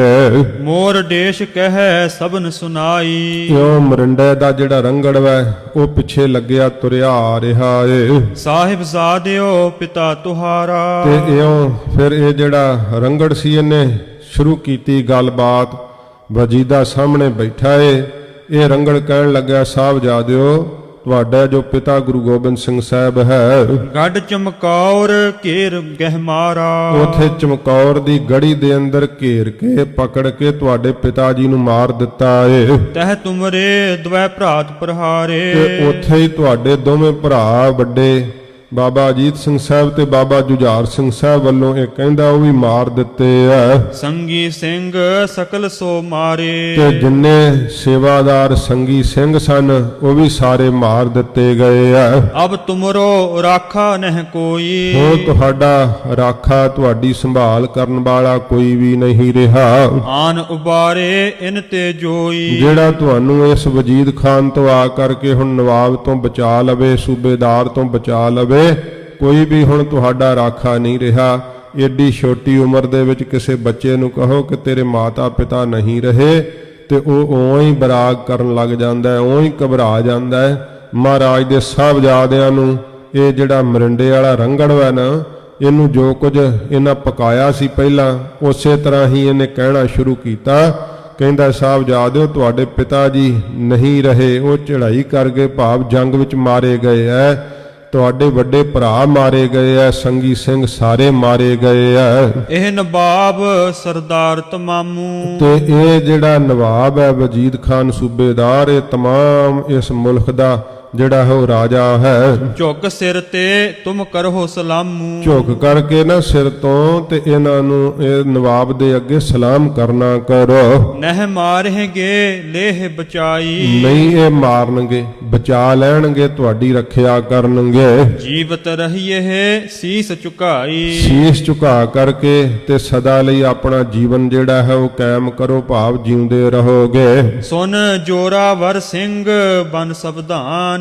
ਸੁਣ ਕਰਕੇ ਬਾਬਾ ਜੋਰਾਵਰ ਸਿੰਘ ਸਾਹਿਬ ਜੀ ਸੱਚੇ ਪਾਤਸ਼ਾਹ ਦੇ ਸਾਹਿਬਜ਼ਾਦੇ ਉਮਰ 9 ਸਾਲ ਦੀ ਕਿਵੇਂ ਸਾਵਧਾਨ ਹੋ ਕਰਕੇ ਬੋਲੇ ਹੈ। ਸਭਨ ਸੁਨਾਵਤ ਬਾਕ ਬਖਾਨ। ਸਾਰਿਆਂ ਨੂੰ ਸੁਣਾ ਕਰਕੇ ਭਰੀ ਕਚਹਿਰੀ ਦੇ ਵਿੱਚ ਬਾਬਾ ਜੋਰਾਵਰ ਸਿੰਘ ਸਾਹਿਬ ਜੀ ਕਹਿਣ ਲੱਗੇ ਸ੍ਰੀ ਸਤਗੁਰ ਜੋ ਪਿਤਾ ਹਮਾਰਾ। ਕਿਵੇਂ ਕਹਿਣ ਲੱਗੇ ਹੋ ਰੰਗੜਾ, ਜੋ ਸਾਡੇ ਪਿਤਾ ਜੀ ਹਨ ਉਹ ਤਾਂ ਧੰਨ ਗੁਰੂ ਗੋਬਿੰਦ ਸਿੰਘ ਸੱਚੇ ਪਾਤਸ਼ਾਹ ਸਾਡੇ ਪਿਤਾ ਜੀ ਕੌਣ ਨੇ ਤੁਸੀਂ ਨਹੀਂ ਜਾਣਦੇ। ਜਗ ਮਹਿ ਕੌਣ ਸਕਹਿ ਤਿਹ ਮਾਰਾ। ਇਸ ਕਾਇਨਾਤ ਵਿੱਚ ਕੌਣ ਹੈ ਜਿਹੜਾ ਸਾਡੇ ਪਿਤਾ ਗੁਰੂ ਗੋਬਿੰਦ ਸਿੰਘ ਸਾਹਿਬ ਜੀ ਨੂੰ ਮਾਰ ਸਕਦਾ ਹੋਵੇ। ਜਿਮ ਆਕਾਸ਼ ਕੋ ਕਿਆ ਕੋਈ ਮਾਰਹਿ। ਜਿਵੇਂ ਆਕਾਸ਼ ਨੂੰ ਦੱਸ ਕਿਆ ਕੋਈ ਕੀ ਮਾਰ ਸਕਦਾ ਹੈ। ਆਕਾਸ਼ ਨੂੰ ਕੋਈ ਮਾਰ ਸਕਦਾ ਹੈ।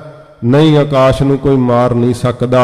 ਕੌਣ ਅੰਧੇਰੀ ਕੋ ਨਿਰਵਾਰਹਿ। ਤੇ ਜਿਹੜੀ ਹਨੇਰੀ ਚੱਲਦੀ ਆ ਉਹ ਕੋਈ ਕਹੇ ਮੈਂ ਉਹਨੂੰ ਰੋਕ ਲਾਂਗਾ, ਚੱਲਦੇ ਤੂਫਾਨ ਨੂੰ ਕੋਈ ਰੋਕ ਨਹੀਂ ਸਕਦਾ। ਮੇਰ ਚਲਾਏ ਸਕੈ ਨਹਿ ਕੋਈ। ਫਿਰ ਕਹਿੰਦੇ ਆ ਤੀਸਰਾ ਬਚਨ, ਸਮੇਰ ਪਰਬਤ ਨੂੰ ਕੋਈ ਚਲਾਇਮਾਨ ਨਹੀਂ ਕਰ ਸਕਦਾ, ਕੋਈ ਚੁੱਕ ਨਹੀਂ ਸਕਦਾ। ਸਸ ਸੂਰਜ ਨਹਿ ਪਕਰਨ ਹੋਈ। ਤੇ ਨਾ ਇਹ ਕੋਈ ਸੂਰਜ ਤੇ ਚੰਦਰਮਾ ਨੂੰ ਪਕੜ ਸਕਦਾ ਏ। ਕਰਤਾ ਪੁਰਖ ਅਕਾਲ ਕਿਰਪਾਲੂ। ਭਾਵੇਂ ਇਹਨਾਂ ਨੂੰ ਤੇ ਕੋਈ ਫੜ ਲਵੇ, ਪਰ ਸਾਡੇ ਪਿਤਾ ਗੁਰੂ ਗੋਬਿੰਦ ਸਿੰਘ ਸਾਹਿਬ ਪਤਾ ਕੌਣ ਹੈ? ਉਹ ਕਹਿੰਦੇ ਕੌਣ ਹੈ? ਬਾਬਾ ਜੋਰਾਵਰ ਸਿੰਘ ਸਾਹਿਬ ਜੀ ਕਹਿੰਦੇ ਕਰਤਾ ਪੁਰਖ ਨੇ, ਅਕਾਲ ਪੁਰਖ ਹਨ। ਇਹ ਬਾਬਾ ਜੋਰਾਵਰ ਸਿੰਘ ਸਾਹਿਬ ਨੇ ਕਚਹਿਰੀ ਵਿੱਚ ਵਾਕ ਕਹੇ ਹੈ ਕਿ ਅਕਾਲ ਪੁਰਖ ਦਾ ਸਰੂਪ ਨੇ ਧੰਨ ਗੁਰੂ ਗੋਬਿੰਦ ਸਿੰਘ ਸੱਚੇ ਪਾਤਸ਼ਾਹ ਜੀ ਮਹਾਰਾਜ। ਆਪ ਖੁਦ ਨਿਰੰਕਾਰ ਨੇ, ਜਿਹਨੂੰ ਤੁਸੀਂ ਅੱਲਾਹ ਦੇ ਰੂਪ ਵਿੱਚ ਯਾਦ ਕਰਦੇ ਹੋ। ਸਭ ਤੇ ਬੜੋ ਕਾਲ ਕੋ ਕਾਲੂ। ਉਹ ਤਾਂ ਸਭ ਤੋਂ ਵੱਡੇ ਹੈ, ਕਾਲ ਦਾ ਵੀ ਕਾਲ ਕਰ ਦੇਣ ਵਾਲੇ ਹੈ। ਤੇ ਸਾਡੇ ਪਿਤਾ ਜੀ ਨੂੰ ਕਾਲ ਖਾ ਗਿਆ, ਇਹ ਕਿਵੇਂ ਹੋ ਸਕਦਾ? ਉਹ ਤਾਂ ਕਾਲ ਨੂੰ ਖਾ ਜਾਣ ਵਾਲੇ ਹੈ, ਕਾਲ ਦਾ ਕਾਲ ਕਰ ਦੇਣ ਵਾਲੇ ਹੈ। ਸਾਡੇ ਪਿਤਾ ਜੀ ਨੂੰ ਕੋਈ ਮਾਰ ਨਹੀਂ ਸਕਦਾ। ਤਿਸ ਆਗੇ ਹਮ ਅਰਪੇ ਸੀਸ। ਉਹਨਾਂ ਦੇ ਅੱਗੇ ਅਸੀਂ ਆਪਣਾ ਸੀਸ ਅਰਪਦੇ ਹਾਂ। ਅਕਾਲ ਪੁਰਖ ਸਰੂਪ ਗੁਰੂ ਗੋਬਿੰਦ ਸਿੰਘ ਸੱਚੇ ਪਾਤਸ਼ਾਹ ਦੇ ਚਰਨਾਂ ਦੇ ਅੱਗੇ ਅਸੀਂ ਆਪਣਾ ਸੀਸ ਅਰਪਣ ਕਰਦੇ ਹਾਂ। ਸਕਲ ਕਲਾ ਸਮਰੱਥ ਜਗਦੀਸ਼। ਉਹ ਸਾਰੀਆਂ ਕਲਾ ਸ਼ਕਤੀਆਂ ਦੇ ਸਮਰੱਥ ਹਨ ਤੇ ਜਗਤ ਦੇ ਮਾਲਕ ਹਨ। ਇਹ ਨਰ ਪਾਮਰ ਪਾਪ ਕਮਾਵੇ।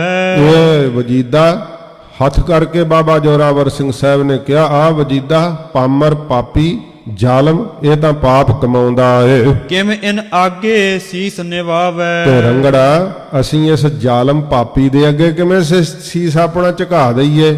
ਵੇਖੋ ਏਡੀ ਨਿਡਰਤਾ ਨਾਲ ਬੋਲ, ਇਹ ਸਤਿਗੁਰੂ ਜੀ ਦੇ ਫਰਜ਼ਾਂ ਦੀ ਆਖ ਸਕਦੇ ਆ। ਧੰਨ ਗੁਰੂ ਗੋਬਿੰਦ ਸਿੰਘ ਸੱਚੇ ਪਾਤਸ਼ਾਹ ਜੀ ਮਹਾਰਾਜ ਨੇ ਕਿਹੋ ਜੀ ਬਖਸ਼ਿਸ਼ ਰਹਿਮਤ ਕੀਤੀ ਹੈ। ਮਾਤਾ ਜੀ ਨੇ ਕਿਹੋ ਜੀ ਸਿੱਖਿਆ ਸਿਖਾਈ ਹੈ। ਗਰੀਬ ਨਵਾਜ਼ ਸੱਚੇ ਪਾਤਸ਼ਾਹ ਦੇ ਸਾਹਿਬਜ਼ਾਦਿਆਂ ਨੇ ਇਹ ਸਾਡੇ ਲਈ ਪੂਰਨੇ ਪਾ ਦਿੱਤੇ।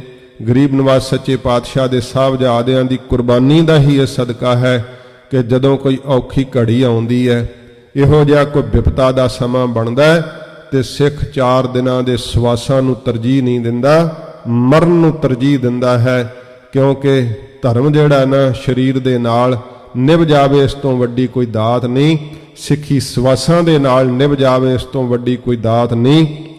ਇਸ ਪ੍ਰਕਾਰ ਮਹਾਰਾਜ ਦੇ ਸਾਹਿਬਜ਼ਾਦੇ ਬਾਬਾ ਜੋਰਾਵਰ ਸਿੰਘ ਸਾਹਿਬ ਨੇ ਕਿਹਾ, ਇਹ ਵਜੀਦ ਖਾਨ ਪਾਮਰ ਹੈ, ਪਾਪੀ ਨਾਸਤਕ ਤੇ ਫਿਰ ਜ਼ਾਲਮ, ਇਹਦੇ ਅੱਗੇ ਅਸੀਂ ਆਪਣਾ ਸਿਰ ਕਿਵੇਂ ਝੁਕਾ ਦੇਣਾ ਕਰੀਏ। ਸੁਣ ਕਰ ਸਭਾ ਸਕਲ ਬਿਸਮਾਈ। ਸੁਣ ਕਰਕੇ ਸਾਰੀ ਕਚਹਿਰੀ ਜਿਹੜੀ ਉਹ ਹੈਰਾਨ ਹੋ ਗਈ, ਤੇ ਵੇਖ ਵੇਖ ਕੇ ਸਾਰਿਆਂ ਦੇ ਜਿਹੜੇ ਮੂੰਹ ਅੱਡੇ ਹੀ ਰਹਿ ਗਏ। ਇਹ ਬਾਰਕ ਕਿਆ ਸਮਝ ਸਕਾਈ। ਕਿ ਤਾਂ ਜਿਹੜੇ ਪਰਜਾ ਦੇ ਲੋਕ ਆਏ ਐ, ਸੋਚਦੇ ਤਾਂ ਇੰਨੀ ਛੋਟੀ ਉਮਰ ਵਿੱਚ ਬਾਲਕ ਕੀ ਸਮਝ ਸਕਦੇ ਐ। ਸ਼ੀਰ ਖੋਰ ਇਨ ਕਹਾਂ ਬਿਗਾਰਾ। ਇਹ ਜਿਹੜੇ ਪਰਜਾ ਦੇ ਲੋਕ ਐ ਸੋਚਦੇ ਐ ਮਹਾਰਾਜ ਦੇ ਸਾਹਿਬਜ਼ਾਦੇ ਨੇ ਸ਼ੀਰ ਖੋਰ ਬੱਚੇ ਐ, ਨਾ ਕੀ ਵਿਗਾੜਿਆ ਵਜੀਦੇ ਦਾ। ਲੜਬੇ ਮਿਲ ਬੇਨਹਨ ਵਿਚਾਰਾ। ਲੜਨਾ ਕੀ ਐ, ਕਿਸੇ ਨਾਲ ਦੁਸ਼ਮਣੀ ਕੀ ਐ, ਮਿੱਤਰਤਾ ਕੀ ਐ, ਇਹ ਤਾਂ ਕੋਈ ਇਸ ਗੱਲ ਦੀ ਵਿਚਾਰ ਨਹੀਂ ਕਰਦੇ ਦੁਸ਼ਮਣ ਮਿੱਤਰ ਦੀ। ਸੁਨਤ ਜਰਿਓ ਖੱਤਰੀ ਮਤ ਮੰਦ। ਜਿਹੜਾ ਮੰਦੀ ਮਤ ਵਾਲਾ ਇਹ ਖੱਤਰੀ ਆ ਨਾ, ਇਹਨੂੰ ਬਾਹਲੀ ਅੱਗ ਲੱਗੀ ਹੈ। ਇਹ ਬੜਾ ਸੜਿਆ ਸੁਣ ਕਰਕੇ ਬਾਬਾ ਜੋਰਾਵਰ ਸਿੰਘ ਸਾਹਿਬ ਦੇ ਬੋਲ। ਬੋਲਿਓ ਬਾਕ ਸੁਨਾਵਨ ਬ੍ਰਿੰਦ। ਸਾਰਿਆਂ ਨੂੰ ਸੁਣਾਉਣ ਵਾਸਤੇ ਤੇ ਸਮੇਂ ਆਪਣੇ ਮੂੰਹ ਤੋਂ ਇਹ ਬੋਲ ਬੋਲਿਆ ਏ। ਇਹ ਨਾਗਨ ਕੇ ਬੱਚੇ ਛੋਟੇ। ਕਹਿਣ ਲੱਗਾ ਇਹ ਨਾਗ ਦੇ ਛੋਟੇ ਬੱਚੇ ਆ, ਭਾਵ ਗੁਰੂ ਗੋਬਿੰਦ ਸਿੰਘ ਸੱਚੇ ਪਾਤਸ਼ਾਹ ਜੀ ਮਹਾਰਾਜ ਜੀ ਨੂੰ ਇਹਨੇ ਨਾਗ ਸ਼ਬਦ ਕਿਹਾ, ਸੱਪ ਦਾ ਸ਼ਬਦ ਕਿਹਾ। ਤੇ ਸੱਚੇ ਪਾਤਸ਼ਾਹ ਜੀ ਮਹਾਰਾਜ ਨੇ ਉਹ ਕਿਹਾ ਹੋਇਆ ਸ਼ਬਦ ਇਹੋ ਜਿਹਾ ਕਬੂਲਿਆ। ਹਜੂਰ ਨੇ ਨਰੰਗੇ ਨੂੰ ਫਤਿਹ ਦੀ ਚਿੱਠੀ ਜਦੋਂ ਲਿਖੀ, ਸੱਚੇ ਪਾਤਸ਼ਾਹ ਜੀ ਮਹਾਰਾਜ ਨੇ ਆਖਿਆ, ਮੇਰੇ 4 ਪੁੱਤਰ ਤੈਂ ਭਾਵੇਂ ਸ਼ਹੀਦ ਕਰ ਦਿੱਤੇ ਆ ਨਰੰਗਿਆ, ਪਰ ਮੇਰਾ ਖਾਲਸਾ ਪੁੱਤਰ ਜਿਹੜਾ ਕੁੰਡਲੀਆ ਸੱਪ ਹੈ ਨਾ, ਉਹਨੂੰ ਨਹੀਂ ਤੂੰ ਮਾਰ ਸਕੇਗਾ। ਇਹ ਸੱਚੇ ਪਾਤਸ਼ਾਹ ਜੀ ਮਹਾਰਾਜ ਨੇ ਵਾਕ ਕਹੇ। ਉੱਥੋਂ ਹੀ ਇਹ ਸ਼ਬਦ ਭੁਜੰਗੀ ਤੁਰਿਆ ਹੈ। ਭੁਜੰਗ ਦਾ ਅਰਥ ਹੀ ਸੱਪ ਹੁੰਦਾ ਹੈ। ਜਦੋਂ ਸਿੰਘਾਂ ਦੇ ਅੰਦਰ ਕੋਈ ਛੋਟਾ ਬੱਚਾ ਹੋਵੇ ਨਾ, ਉਹਨੂੰ ਭੁਜੰਗੀ ਕਹਿੰਦੇ ਆ, ਉਹਨੂੰ ਮੁੰਡਾ ਨਹੀਂ ਕਹਿੰਦੇ। ਮੁੰਡਾ ਤੇ ਉਹਨੂੰ ਕਹਿੰਦੇ ਜਿਹਦਾ ਮੁੰਡਣ ਕੀਤਾ ਹੋਵੇ, ਮੂੰਹ ਸਿਰ ਮੁੰਨਿਆ ਉਹਨੂੰ ਮੁੰਡਣ ਕੀਤੇ ਹੋਏ ਨੂੰ ਮੁੰਡਾ ਕਹਿੰਦੇ ਆ, ਭਾਵੇਂ ਭੁਲੇਖੇ ਨਾਲ। ਅੱਜ ਸਾਡੇ ਸਮਾਜ ਵਿੱਚ ਕਹੀ ਜਾਂਦੇ ਆ ਤੇਰੇ ਮੁੰਡੇ ਦਾ ਕੀ ਹਾਲ ਹੈ, ਸਿੱਖ ਵੀ ਉਹ ਕਹਿੰਦੇ ਤੇਰਾ ਮੁੰਡਾ ਕਿੱਥੇ ਹੈ। ਮੁੰਡਾ ਸ਼ਬਦ ਨਹੀਂ ਕਹਿਣਾ ਚਾਹੀਦਾ, ਮੁੰਡਾ ਤਾਂ ਉਹ ਜਿਹਦਾ ਮੁੰਡਨ ਕੀਤਾ ਹੁੰਦਾ। ਸਾਡੇ ਵਿੱਚ ਤਾਂ ਭੁਜੰਗੀ ਕਹਿੰਦੇ ਆ, ਇਉਂ ਸੱਚੇ ਪਾਤਸ਼ਾਹ ਜੀ ਨੇ ਸ਼ਬਦ ਭੁਜੰਗੀ ਸ਼ਬਦ ਬਖਸ਼ਿਸ਼ ਕੀਤਾ। ਇਹੋ ਜਿਹਾ ਇਹ ਵੇਖੋ ਰਖਾਲੂ ਮਹਾਰਾਜ ਜੀ ਦੇ ਨਾਲ ਵੈਰ ਕਮਾਉਣ ਵਾਲਾ, ਇਹਦੀ ਫਿਰ ਹਾਲਤ ਵੀ ਭਾਵੇਂ ਕਿ ਉਸ ਸਮੇਂ ਕਹਿੰਦਾ ਸੀ ਮੈਨੂੰ ਰਹਿਮ ਕਰ ਦਿਓ, ਮੇਰੇ ਤੇ ਰਹਿਮ ਕਰ ਦਿਓ। ਬਾਬਾ ਬੰਦਾ ਸਿੰਘ ਜੀ ਬਹਾਦਰ ਕਹਿੰਦੇ ਦੱਸ ਮੈਂ ਤੇਰੇ ਤੇ ਰਹਿਮ ਕੀ ਕਰਦੇ ਆ, ਕੀ ਬੋਲਿਆ ਸੀ ਤੂੰ ਮੇਰੇ ਗੁਰੂ ਸਾਹਿਬ ਦੇ ਸਾਹਿਬਜ਼ਾਦਿਆਂ ਦੀ ਬਾਬਤ। ਇਹ ਫਿਰ ਬਾਬਾ ਬੰਦਾ ਸਿੰਘ ਬਹਾਦਰ ਨੇ ਇਹਨੂੰ ਕਹੇ ਹੋਏ ਦੇ ਬੋਲਾਂ ਦਾ ਜਿਹੜਾ ਸੀ ਨਾ ਉਹ ਨਿਆਂ ਕੀਤਾ ਸੀਗਾ। ਇਸ ਪ੍ਰਕਾਰ ਇਹ ਪਾਪੀ ਬੋਲ ਰਿਹਾ ਬੇਖੌਫ ਹੋ ਕੇ ਕਚਹਿਰੀ ਦੇ ਅੰਦਰ। ਇਹ ਨਾਗਨ ਕੇ ਬੱਚੇ ਛੋਟੇ, ਕਹਿਣ ਲੱਗਾ ਇਹ ਨਾਗ ਦੇ ਛੋਟੇ ਬੱਚੇ ਹਨ। ਨਖ ਸ਼ਿਖ ਜ਼ਹਿਰ ਭਰੇ ਅਤ ਖੋਟੇ, ਕਹਿੰਦਾ ਇਹ ਸਿਰ ਤੋਂ ਲੈ ਕੇ ਪੈਰਾਂ ਤੱਕ ਜ਼ਹਿਰ ਦੇ ਭਰੇ ਹੋਏ ਆ, ਖੋਟੇ ਆ। ਖੋਟਾ ਆਪ ਹੈ ਪਾਪੀ ਤੇ ਮਹਾਰਾਜ ਦੇ ਸਾਹਿਬਜ਼ਾਦਿਆਂ ਨੂੰ ਖੋਟੇ ਦੱਸਦਾ ਹੈ। ਇਹ ਜੋ ਅਣਖ ਤੇ ਗੈਰਤ ਸਤਿਗੁਰਾਂ ਨੇ ਦਿੱਤੀ ਹੈ ਨਾ, ਵਾਹਿਗੁਰੂ ਜੀ ਦੇ ਪੁਜਾਰੀ ਬਣਾਇਆ ਹੈ। ਜ਼ਾਲਮ ਨਾਸਤਕ ਲੋਕ ਜਿਹੜੇ ਪਾਪੀ ਲੋਕ ਹੈ ਇਸ ਨੂੰ ਹੰਕਾਰ ਸਮਝਦੇ ਆ, ਇਸ ਨੂੰ ਸਮਝਦੇ ਆ ਕਿ ਇਹ ਜਿਹੜੇ ਆ ਆਕੜ ਕਰਦੇ ਆ। ਸਿੱਖ ਆਕੜ ਨਹੀਂ ਕਰਦਾ, ਇਹ ਸਿੱਖ ਦਾ ਸਵੈਮਾਨ ਹੈ, ਸਿੱਖ ਦੀ ਅਣਖ ਤੇ ਗੈਰਤ ਹੈ।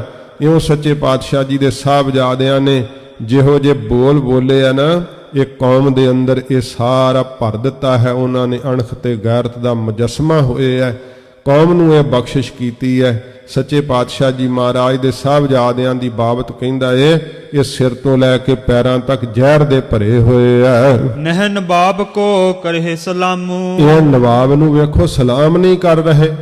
ਤੇ ਬਾਬਾ ਜੋਰਾਵਰ ਸਿੰਘ ਸਾਹਿਬ ਨੇ ਕਿਹਾ ਕਿ ਸੀਸ ਤਾਂ ਅਕਾਲ ਪੁਰਖ ਵਾਹਿਗੁਰੂ ਦਾ ਸਰੂਪ ਗੁਰੂ ਗੋਬਿੰਦ ਸਿੰਘ ਸਾਹਿਬ ਦੇ ਅੱਗੇ ਝੁਕਦਾ ਹੈ, ਤੇ ਆ ਪਾਪੀ ਨਵਾਬ ਅੱਗੇ ਕਿਵੇਂ ਝੁਕੇ? ਨਹੀਂ ਝੁਕ ਸਕਦਾ ਸਾਡਾ ਸੀਸ ਇਸ ਥਾਂ ਦੇ ਉੱਤੇ।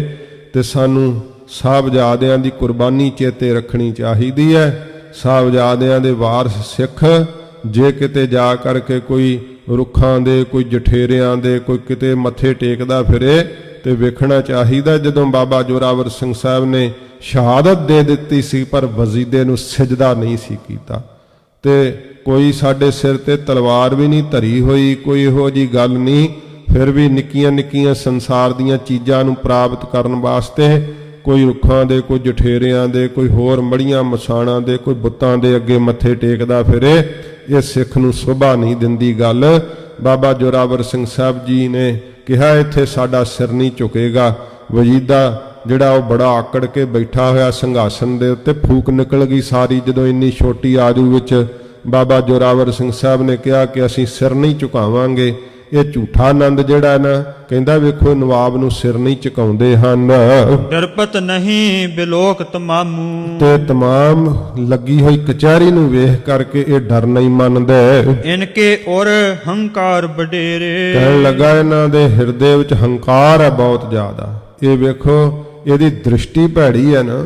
ਇਹਨੂੰ ਬਾਬਾ ਜੋਰਾਵਰ ਸਿੰਘ ਸਾਹਿਬ ਦਾ ਸਵੈਮਾਨ, ਉਹਨਾਂ ਦੀ ਅਣਖ ਤੇ ਗੈਰਤ ਹੰਕਾਰ ਲੱਗ ਰਹੀ ਹੈ। ਇਸੇ ਤਰ੍ਹਾਂ ਹੀ ਜ਼ਾਲਮ ਭੁਲੇਖਾ ਖਾ ਜਾਂਦੇ ਐ, ਸਿੱਖਾਂ ਦੀ ਅੜੀ ਨੂੰ ਸਮਝ ਲੈਂਦੇ, ਹੰਕਾਰ ਕਰਦੇ ਆ। ਨਹੀਂ, ਸਿੱਖ ਤਾਂ ਹੱਕ ਸੱਚ ਨਿਆਂ ਦੇ ਉੱਤੇ ਅੜ ਜਾਂਦੇ ਆ, ਧਰਮ ਲਈ ਅੜ ਜਾਂਦੇ ਐ। ਤੇ ਇਹੀ ਲੀਹਾਂ ਪਾਈਆਂ ਹੋਈਆਂ, ਭਾਵੇਂ ਕਿ ਭਾਈ ਤਾਰੂ ਸਿੰਘ ਸਾਹਿਬ ਨੂੰ ਵੀ ਜ਼ਕਰੀਆ ਖਾਨ ਨੇ ਕਿਹਾ ਸੀ ਤੇਰਾ ਹੰਕਾਰ ਬੜਾ ਹੈ। ਭਾਈ ਤਾਰੂ ਸਿੰਘ ਸਾਹਿਬ ਕਹਿੰਦੇ ਹੰਕਾਰ ਨਹੀਂ, ਇਹ ਮੇਰੇ ਗੁਰੂ ਜੀ ਦਾ ਦਿੱਤਾ ਹੋਇਆ ਧਰਮ ਦਾ ਜਜ਼ਬਾ ਏ। ਮੈਂ ਧਰਮ ਲਈ ਕੁਰਬਾਨ ਹੋ ਜਾਵਾਂਗਾ ਪਰ ਤੁਹਾਡੇ ਅੱਗੇ ਸਿਰ ਨਹੀਂ ਝੁਕਾਵਾਂਗਾ, ਰਹਿਮ ਦੀ ਭੀਖ ਨਹੀਂ ਮੰਗਾਂਗਾ।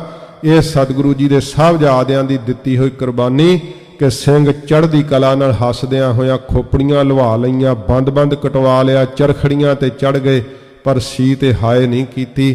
ਇਹ ਸਾਹਿਬਜ਼ਾਦਿਆਂ ਦੀ ਕੁਰਬਾਨੀ ਦਾ ਸਦਕਾ ਹੈ। ਕਿਵੇਂ ਇਹ ਝੁਕੇ ਨਵਾਬ ਅਗੇਰੇ, ਤੇ ਕਿਵੇਂ ਇਹ ਨਵਾਬ ਦੇ ਅੱਗੇ ਝੁਕਣਗੇ? ਨਹੀਂ ਝੁਕਾਵਾਂਗੇ ਜ਼ਰੂਰ। ਬਹੁਰ ਵਜੀਦ ਖਾਨ ਬਚ ਕਹਿਓ, ਬਹੁਰ ਵਜੀਦ ਖਾਨ ਜਿਹੜਾ ਸੀ ਇਹ ਆਪਣੇ ਮੂੰਹ ਤੋਂ ਬੋਲਣ ਲੱਗਾ, ਭਰਾਤ ਪਿਤਾ ਦਿਕ ਨਹਿ ਕੋ ਰਹਿਓ। ਕਹਿਣ ਲੱਗਾ ਬੱਚਿਓ ਤੁਹਾਡੇ ਭਰਾ ਵੀ ਨਹੀਂ ਰਹੇ, ਤੁਹਾਡੇ ਪਿਤਾ ਉਹ ਵੀ ਨਹੀਂ ਰਹੇ। ਉਹ ਵੀ ਜੰਗ ਦੇ ਅੰਦਰ ਮਾਰੇ ਗਏ ਐ। ਦੀਨ ਬਿਖੈ ਆਵਹੁ ਤੁਮ ਤੇ ਅਬੈ। ਹੁਣ ਤੁਸੀਂ ਦੀਨ ਇਸਲਾਮ ਨੂੰ ਜਿਹੜਾ ਹੈ ਨਾ ਉਹ ਧਾਰਨ ਕਰਨਾ ਕਰੋ। ਇਸ ਤਰ੍ਹਾਂ ਕਹਿ ਕਰਕੇ ਫਿਰ ਆਪਣੀ ਕਚਹਿਰੀ ਜਿਵੇਂ ਬਰਖਾਸਤ ਕਰਦੇ ਐ। ਸਾਹਿਬਜ਼ਾਦਿਆਂ ਨੂੰ ਮਨਾਉਣ ਵਾਸਤੇ ਕਿਹੋ ਜਿਹੇ ਹੱਥ ਕੰਡੇ ਅਪਣਾਉਂਦੇ ਐ। ਕਿਵੇਂ ਫਿਰ ਮਲੇਰਕੋਟਲੇ ਦਾ ਨਵਾਬ ਸ਼ੇਰ ਮੁਹੰਮਦ ਖਾਨ ਉਹਨੂੰ ਕਿਵੇਂ ਉਕਸਾਇਆ ਜਾਂਦਾ ਹੈ। ਇਹ ਹਰ ਚੀਜ਼ ਵਰਤੇਗਾ, ਪਰ ਜਿਵੇਂ ਸਾਹਿਬਜ਼ਾਦਿਆਂ ਨੂੰ ਅਖੀਰ ਸ਼ਹੀਦ ਕਰਨ ਵਾਸਤੇ, ਕਿਉਂਕਿ ਇਹ ਪੁਰਜ਼ੋਰ ਇਹੀ ਧਾਰੀ ਬੈਠਾ ਹੈ ਕਿ ਮਹਾਰਾਜ ਦੇ ਸਾਹਿਬਜ਼ਾਦੇ ਮੈਂ ਜੀਵਤ ਨਹੀਂ ਰਹਿਣ ਦੇਣੇ, ਭਾਵੇਂ ਕਿ ਇਹਦਾ ਇਰਾਦਾ ਤਾਂ ਇਹ ਹੈ ਕਿ ਮਹਾਰਾਜ ਦੇ ਸਾਹਿਬਜ਼ਾਦਿਆਂ ਨੂੰ ਮੈਂ ਦੀਨੇ ਇਸਲਾਮ ਵਿੱਚ ਲੈ ਆਵਾਂ। ਮਾਰਨ ਤੋਂ ਵੱਧ ਸਮਝਦਾ ਕਿ ਜੇ ਮੇਰੀ ਗੱਲ ਮੰਨ ਲਈ, ਡਰ ਕੇ ਦੀਨੇ ਇਸਲਾਮ ਨੂੰ ਕਬੂਲ ਕਰ ਲਿਆ, ਤੇ ਇਸ ਤੋਂ ਵੱਡੀ ਗੁਰੂ ਗੋਬਿੰਦ ਸਿੰਘ ਸਾਹਿਬ ਦੀ ਕੋਈ ਹਾਰ ਨਹੀਂ ਹੋਵੇਗੀ। ਸੋਚ ਤਾਂ ਸਕਦਾ ਹੈ, ਪਰ ਕਰਨਾ ਉਹਦੇ ਵੱਸ ਦੀ ਨਹੀਂ। ਵੱਸ ਗੁਰੂ ਗੋਬਿੰਦ ਸਿੰਘ ਸਾਹਿਬ ਜੀ ਦੇ ਸਾਹਿਬਜ਼ਾਦਿਆਂ ਨਾਲ ਜਿਹੜਾ ਹੈ, ਇਹਦਾ ਪਾਲਾ ਗੁਰੂ ਗੋਬਿੰਦ ਸਿੰਘ ਸਾਹਿਬ ਦੇ ਸਾਹਿਬਜ਼ਾਦਿਆਂ ਨਾਲ ਪਿਆ ਏ। ਸੋਚਦਾ ਮੈਂ ਜਿੱਤ ਜਾਵਾਂਗਾ, ਪਰ ਜਿੱਤ ਨਹੀਂ ਸਕਦਾ। ਵੇਖ ਲਓ, ਇੰਨੀਆਂ ਫੌਜਾਂ, ਇੰਨੇ ਕਿਲੇ, ਇੰਨੀ ਤਾਕਤ ਦੇ ਹੁੰਦਿਆਂ ਹੋਇਆਂ ਵੀ ਇਹ ਸਾਹਿਬਜ਼ਾਦਿਆਂ ਕੋਲੋਂ ਜਿੱਤ ਨਹੀਂ ਪ੍ਰਾਪਤ ਕਰ ਸਕਿਆ। ਬਹੁਤ ਬੁਰੀ ਤਰ੍ਹਾਂ ਹਾਰ ਗਿਆ ਸੀ ਵਜੀਦਾ। ਜਿਵੇਂ ਅਗਲੇ ਦਿਨ ਦੀ ਹੁਣ ਕਚਹਿਰੀ ਚੱਲਦੀ ਹੈ, ਸਾਹਿਬਜ਼ਾਦਿਆਂ ਨੂੰ ਦੀਨੇ ਇਸਲਾਮ ਕਬੂਲ ਕਰਨ ਵਾਸਤੇ ਇਹਨਾਂ ਨੇ ਕਹਿ ਦਿੱਤਾ, ਜਾਂ ਮੌਤ ਨੂੰ ਚੁਣ ਲਓ ਜਾਂ ਦੀਨੇ ਇਸਲਾਮ ਨੂੰ ਚੁਣ ਲਓ, ਜਾਓ ਆਪਣੀ ਦਾਦੀ ਮਾਤਾ ਨਾਲ ਸਲਾਹ ਕਰ ਲੈਣੀ। ਇਸ ਤਰ੍ਹਾਂ ਕਹਿ ਕੇ ਜਦੋਂ ਕਚਹਿਰੀ ਬਰਖਾਸਤ ਕੀਤੀ ਹੈ, ਜਿਵੇਂ ਫਿਰ ਅਗਲੇ ਦਿਨ ਦੀ ਕਚਹਿਰੀ ਦੇ ਅੰਦਰ ਚੱਲਦਾ ਹੈ, ਉਹ ਆਪਾਂ ਕੱਲ ਨੂੰ ਅੱਗੇ ਸਰਵਣ ਕਰਾਂਗੇ। ਤੇ ਇੱਕ ਪੰਕਤੀ ਰਹਿੰਦੀ ਹੈ, ਸੁਣੋ। ਤੁਰਕ ਸ਼ਰਾ ਕੋ ਮਾਨਹੁ ਸਬੈ। ਕਹਿਣ ਲੱਗਾ, ਤੁਰਕ ਸਭਾ ਜਿਹੜੀ ਸ਼ਰ੍ਹਾ ਹੈ ਤੁਰਕਾਂ ਦੀ, ਉਹਨੂੰ ਤੁਸੀਂ ਸਾਰੇ ਜਿਹੜੇ ਹੈ ਭਾਵ ਦੋਵੇਂ ਮੰਨਣਾ ਕਰੋ, ਸ਼ਰ੍ਹਾ ਦੇ ਧਾਰਨ ਕਰੋ, ਸ਼ਰ੍ਹਾ ਨੂੰ, ਇਸ ਦੀਨੇ ਇਸਲਾਮ ਨੂੰ ਧਾਰਨ ਕਰਨਾ ਕਰੋ। ਇਸ ਤਰ੍ਹਾਂ ਕਹਿ ਕੇ ਕਿ ਜਾਂ ਤਾਂ ਮੁਸਲਮਾਨ ਹੋਣਾ ਕਬੂਲ ਕਰੋ, ਜਾਂ ਫਿਰ ਤੁਹਾਨੂੰ ਮੌਤ ਦੇ ਘਾਟ ਉਤਾਰ ਦਿੱਤਾ ਜਾਵੇਗਾ। ਜਾਓ, ਜਾ ਕਰਕੇ ਸਲਾਹ ਕਰ ਲੈਣੀ। ਇਸ ਤਰ੍ਹਾਂ ਕਹਿ ਕੇ ਉਸ ਦਿਨ ਦੀ ਕਚਹਿਰੀ ਨੂੰ ਬਰਖਾਸਤ ਕੀਤਾ ਹੈ। ਜਿਵੇਂ ਅੱਗੇ ਇਤਿਹਾਸ ਆਵੇਗਾ ਕੱਲ ਦੇ ਦਿਨ ਦਾ, ਤੇ ਦੂਸਰੇ ਦਿਨ ਦੀ ਕਚਹਿਰੀ ਜਿਵੇਂ ਲਾ ਕੇ ਜ਼ਾਲਮ ਬੈਠਣਗੇ, ਕੀ ਵਾਰਤਾਲਾਪ ਹੁੰਦੀ ਹੈ, ਪਿਆਰ ਨਾਲ ਸਰਵਣ ਕਰਾਂਗੇ। ਹੋਈਆਂ ਭੁੱਲਾਂ ਬਖਸ਼ ਲੈਣੀਆਂ ਜੀ। ਦੀਨ ਬਿਖੈ ਆਵਹੁ ਤੁਮ ਅਬੈ। ਤੁਰਕ ਸ਼ਰਾ ਕੋ ਮਾਨਹੁ ਸਬੈ। ਵਾਹਿਗੁਰੂ ਜੀ ਕਾ ਖਾਲਸਾ, ਵਾਹਿਗੁਰੂ ਜੀ ਕੀ ਫਤਿਹ। ਅਚੁੱਤ ਹੈ ਪਾਰ ਬ੍ਰਹਮ, ਅਬਿਨਾਸੀ ਅਗਨਾਸ। ये पूरन है सर्ब में दुख भंजन गुण तास। हे संगी है निरंकार, हे निर्गुण सब टेक। हे गोबिंद है गुण निधान, जाकै सदा बबेक। हे अपरंपर हर हरे, हह पी होवन हार। हे संत कै सदा संग, निधारा आधार। हे ठाकुर हूँ दासुर, मैं निर्गुण गुण नहीं कोय। नानक दीजै नाम दान, राखो हियै परोए। आए प्रभ शरणागति, कृपाल निध दयाल। एक अखर हर मन बस्त, नानक होत निहाल। वाहिगुरु नाम जहाज है, चढ़े सो उतरे पार। जो श्रद्धा कर सेवंदे, गुर पार उतारन हार। कथा निता प्रत होत है, सुनो सो सिंह सुजान। नानक गुरु गोबिंद संग जी, सदा करे कल्याण। नानक गुरु गोबिंद संग जी, सदा करे कल्याण। ਵਾਹਿਗੁਰੂ ਜੀ ਕਾ ਖਾਲਸਾ ਵਾਹਿਗੁਰੂ ਜੀ ਕੀ ਫਤਿਹ।